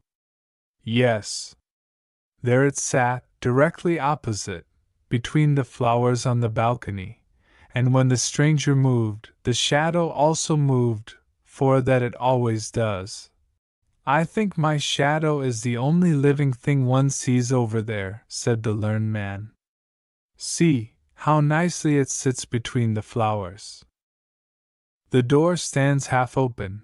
Now the shadow should be cunning, and go into the room, look about, and then come and tell me what it had seen. Come now! Be useful, and do me a service," said he in jest. "Have the kindness to step in. Now! Art thou going?" And then he nodded to the shadow, and the shadow nodded again. "Well then, go! But don't stay away." The stranger rose, and his shadow on the opposite neighbor's balcony rose also. The stranger turned round, and the shadow also turned round. Yes. If anyone had paid particular attention to it, they would have seen, quite distinctly, that the shadow went in through the half-open balcony door of their opposite neighbor, just as the stranger went into his own room, and let the long curtain fall down after him. Next morning, the learned man went out to drink coffee and read the newspapers. "What is that?" said he, as he came out into the sunshine. "I have no shadow." So then, it has actually gone last night, and not come again. It is really tiresome. This annoyed him, not so much because the shadow was gone, but because he knew there was a story about a man without a shadow. It was known to everybody at home, in the cold lands, and if the learned man now came there and told his story, they would say that he was imitating it, and that he had no need to do. He would, therefore, not talk about it at all, and that was wisely thought. Peter Schlemihl, the shadowless man. In the evening he went out again on the balcony. He had placed the light directly behind him, for he knew that the shadow would always have its master for a screen. But he could not entice it. He made himself little, he made himself great, but no shadow came again. He said, "Hem! Hem!" But it was of no use. It was vexatious, but in the warm lands everything grows so quickly, and after the lapse of 8 days he observed, to his great joy, that a new shadow came in the sunshine. In the course of 3 weeks he had a very fair shadow, which, when he set out for his home in the northern lands, grew more and more in the journey, so that at last it was so long and so large that it was more than sufficient. The learned man then came home, and he wrote books about what was true in the world, and about what was good and what was beautiful, and there passed days and years. Yes, many years passed away. One evening, as he was sitting in his room, there was a gentle knocking at the door. "Come in," said he, but no one came in. So he opened the door, and there stood before him such an extremely lean man that he felt quite strange. As to the rest, the man was very finely dressed. "He must be a gentleman. Whom have I the honor of speaking?" asked the learned man. "Yes, I thought as much," said the fine man. "I thought you would not know me. I have got so much body. I have even got flesh and clothes. You certainly never thought of seeing me so well off. Do you not know your old shadow? You certainly thought I should never more return. Things have gone on well with me since I was last with you. I have, in all respects, become very well off. Shall I purchase my freedom from service? If so, I can do it." And then he rattled a whole bunch of valuable seals that hung to his watch, and he stuck his hand in the thick gold chain he wore around his neck. Nay, how all his fingers glittered with diamond rings, and then all were pure gems. "Nay, I cannot recover from my surprise," said the learned man. "What is the meaning of all this?" "Something common, is it not?" said the shadow. "But you yourself do not belong to the common order, and I, as you know well, have from a child followed in your footsteps. As soon as you found I was capable to go out alone in the world, I went my own way. I am in the most brilliant circumstances, but there came a sort of desire over me to see you once more before you die. You will die, I suppose? I also wish to see this land again, for you know we always love our native land. I know you have got another shadow again. Have I anything to pay to it or you? If so, you will oblige me by saying what it is." "Nay, is it really thou?" said the learned man. "It is most remarkable. I never imagined that one's old shadow could come again as a man." "Tell me what I have to pay," said the shadow, "for I don't like to be in any sort of debt." "How canst thou talk so?" said the learned man. "What debt is there to talk about? Make thyself as free as anyone else. I am extremely glad to hear of thy good fortune. Sit down, old friend, and tell me a little how it has gone with thee, and what thou hast seen at our opposite neighbors there, in the warm lands." "Yes, I will tell you all about it," said the shadow, and sat down. "But then you must also promise me that, wherever you may meet me, you will never say to anyone here in the town that I have been your shadow. I intend to get betrothed, for I can provide for more than one family." "Be quite at thy ease about that," said the learned man. "I shall not say to anyone who thou actually art. Here is my hand. I promise it, and a man's bond is his word." "A word is a shadow," said the shadow, "and as such it must speak." It was really quite astonishing how much of a man it was. It was dressed entirely in black, and of the very finest cloth. It had patent leather boots, and a hat that could be folded together, so that it was bare crown and brim.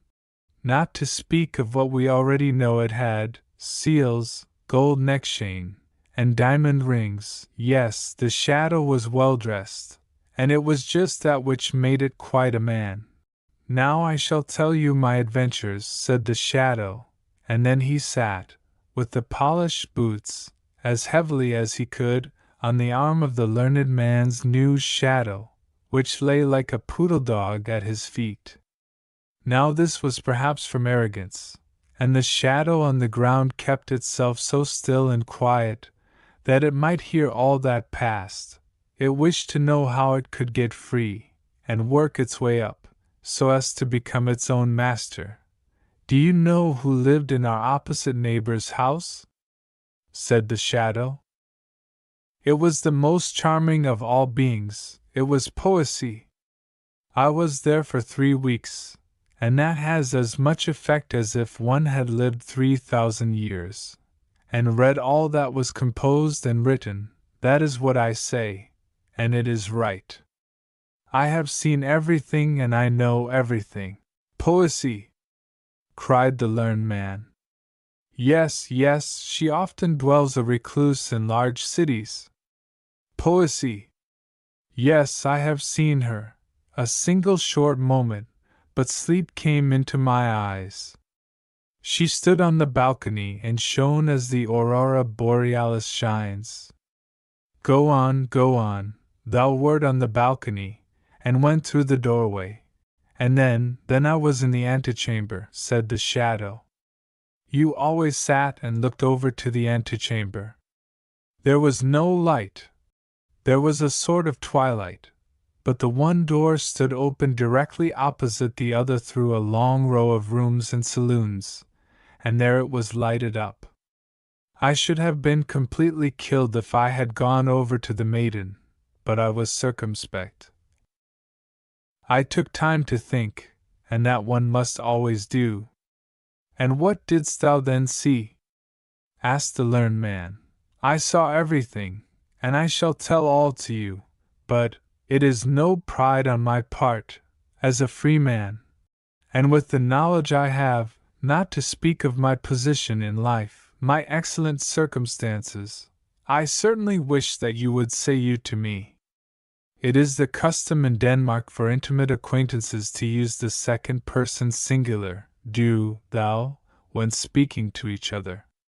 When a friendship is formed between men, they generally affirm it, when occasion offers, either in public or private, by drinking to each other and exclaiming, Thy health, at the same time striking their glasses together. This is called drinking dues. They are then, dus brodre, thou brothers, and ever afterwards use the pronoun thou to each other, it being regarded as more familiar than de, you.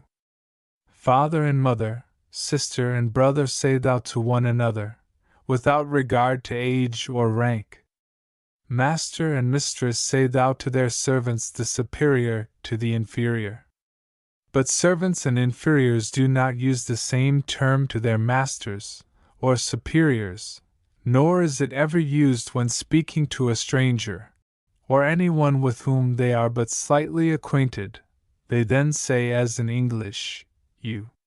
I beg your pardon, said the learned man, it is an old habit with me. You are perfectly right, and I shall remember it, but now you must tell me all you saw. Everything, said the shadow. For I saw everything, and I know everything. How did it look in the furthest saloon? Asked the learned man. Was it there as in the fresh woods? Was it there as in a holy church?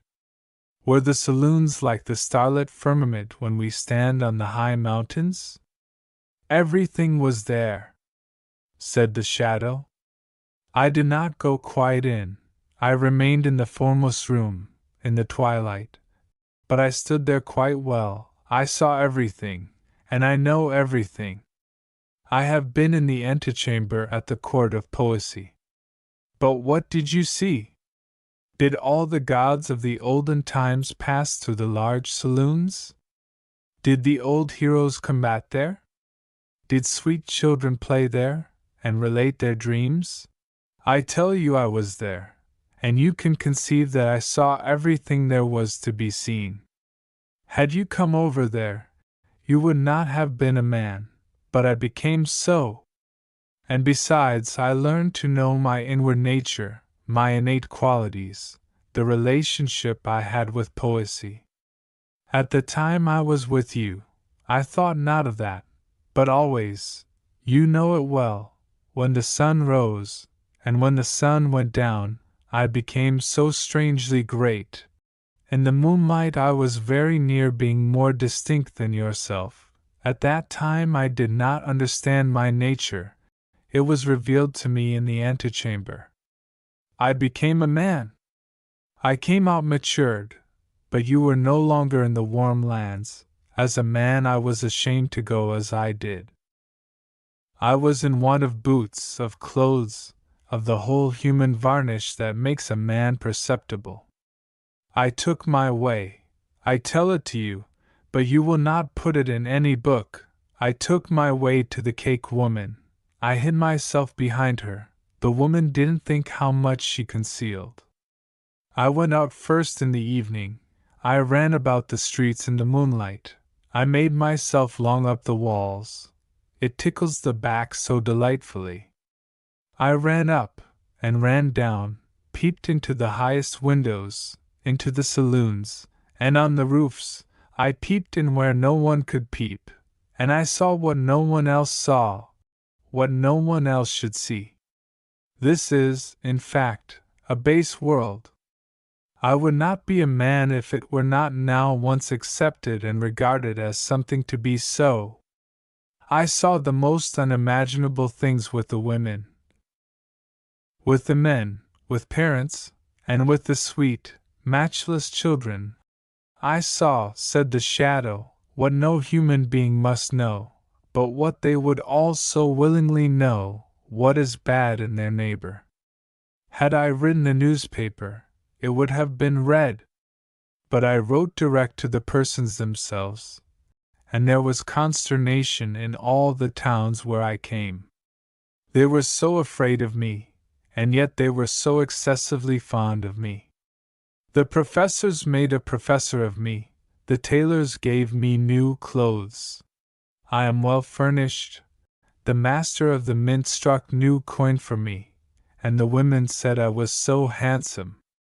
And so I became the man I am. And I now bid you farewell. Here is my card. I live on the sunny side of the street, and am always at home in rainy weather. And so away went the shadow. That was most extraordinary, said the learned man.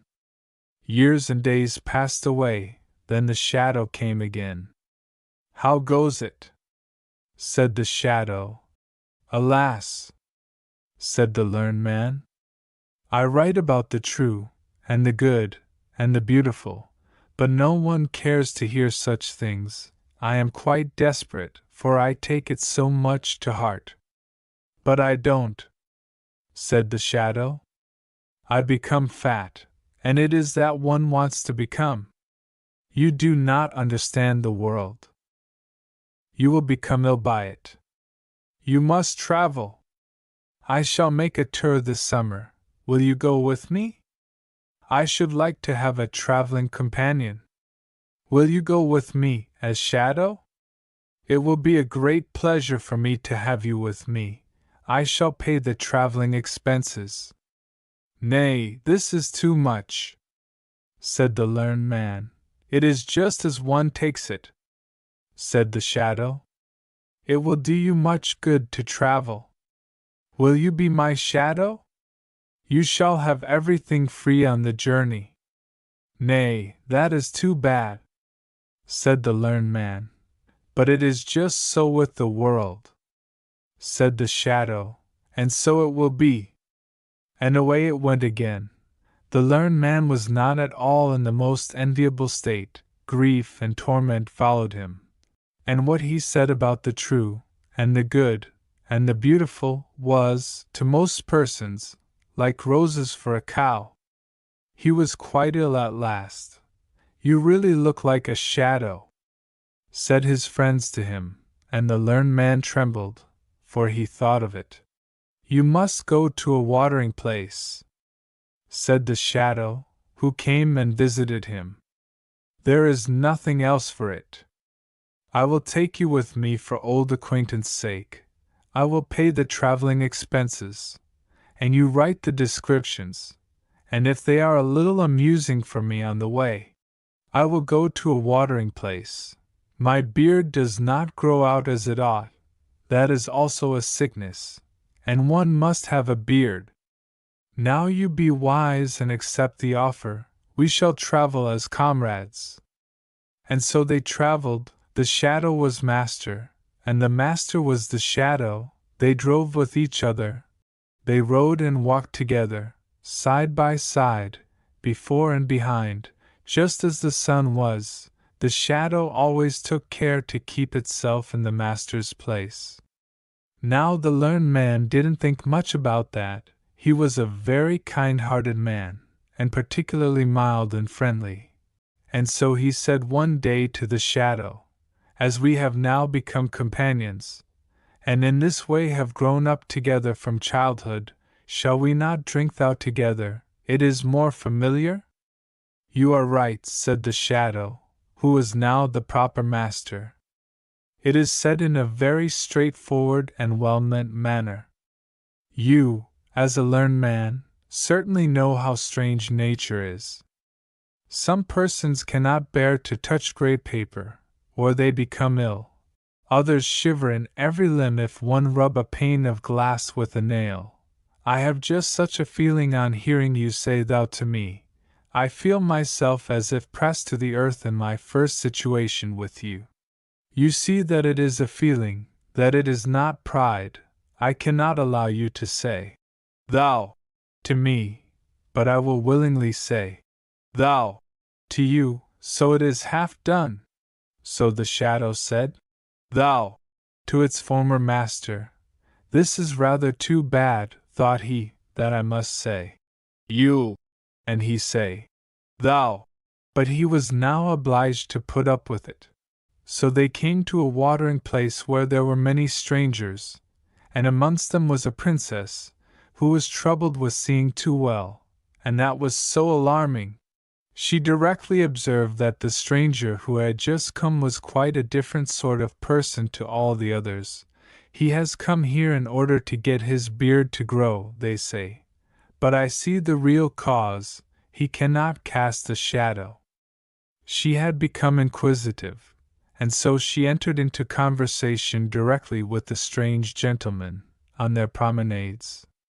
As the daughter of a king, she needed not to stand upon trifles, so she said, "Your complaint is, that you cannot cast a shadow? Your Royal Highness must be improving considerably," said the shadow. "I know your complaint is, that you see too clearly, but it has decreased, you are cured. I just happen to have a very unusual shadow. Do you not see that person who always goes with me? Other persons have a common shadow. But I do not like what is common to all. We give our servants finer cloth for their livery than we ourselves use, and so I had my shadow trimmed up into a man. Yes, you see, I have even given him a shadow. It is somewhat expensive, but I like to have something for myself."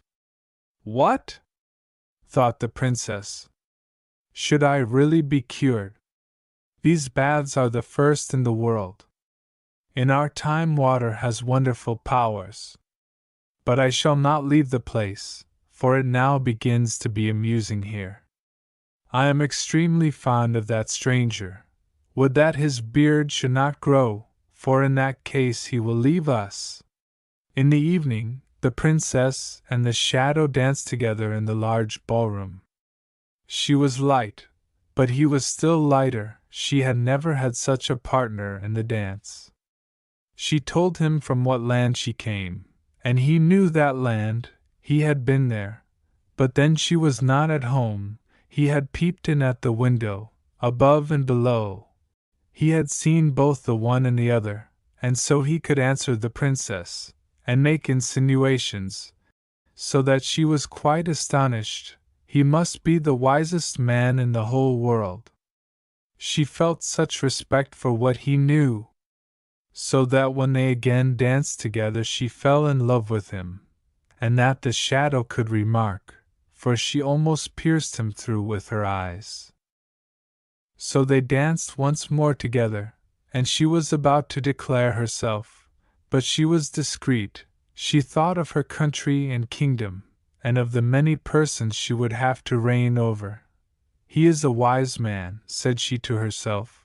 It is well, and he dances delightfully. That is also good. But has he solid knowledge? That is just as important. He must be examined. So she began, by degrees, to question him about the most difficult things she could think of, and which she herself could not have answered, so that the shadow made a strange face. You cannot answer these questions? Said the princess. They belong to my childhood's learning, said the shadow. I really believe my shadow, by the door there, can answer them. Your shadow, said the princess. That would indeed be marvelous. I will not say for a certainty that he can, said the shadow, but I think so. He has now followed me for so many years, and listened to my conversation. I should think it possible. But your Royal Highness will permit me to observe that he is so proud of passing himself off for a man, that when he is to be in a proper humor, and he must be so to answer well, he must be treated quite like a man. Oh, I like that, said the princess. So she went to the learned man by the door, and she spoke to him about the sun and the moon, and about persons out of and in the world, and he answered with wisdom and prudence. What a man that must be who has so wise a shadow, thought she. It will be a real blessing to my people and kingdom if I choose him for my consort. I will do it. They were soon agreed, both the princess and the shadow, but no one was to know about it before she arrived in her own kingdom. No one, not even my shadow, said the shadow, and he had his own thoughts about it. Now they were in the country where the princess reigned when she was at home. Listen, my good friend, said the shadow to the learned man. I have now become as happy and mighty as anyone can be. I will, therefore, do something particular for thee. Thou shalt always live with me in the palace, drive with me in my royal carriage, and have 10,000 pounds a year. But then thou must submit to be called shadow by all and everyone. Thou must not say that thou hast ever been a man, and once a year, when I sit on the balcony in the sunshine, thou must lie at my feet, as a shadow shall do. I must tell thee, I am going to marry the king's daughter, and the nuptials are to take place this evening. Nay, this is going too far, said the learned man. I will not have it, I will not do it. It is to deceive the whole country, and the princess too. I will tell everything. That I am a man, and that thou art a shadow. Thou art only dressed up. There is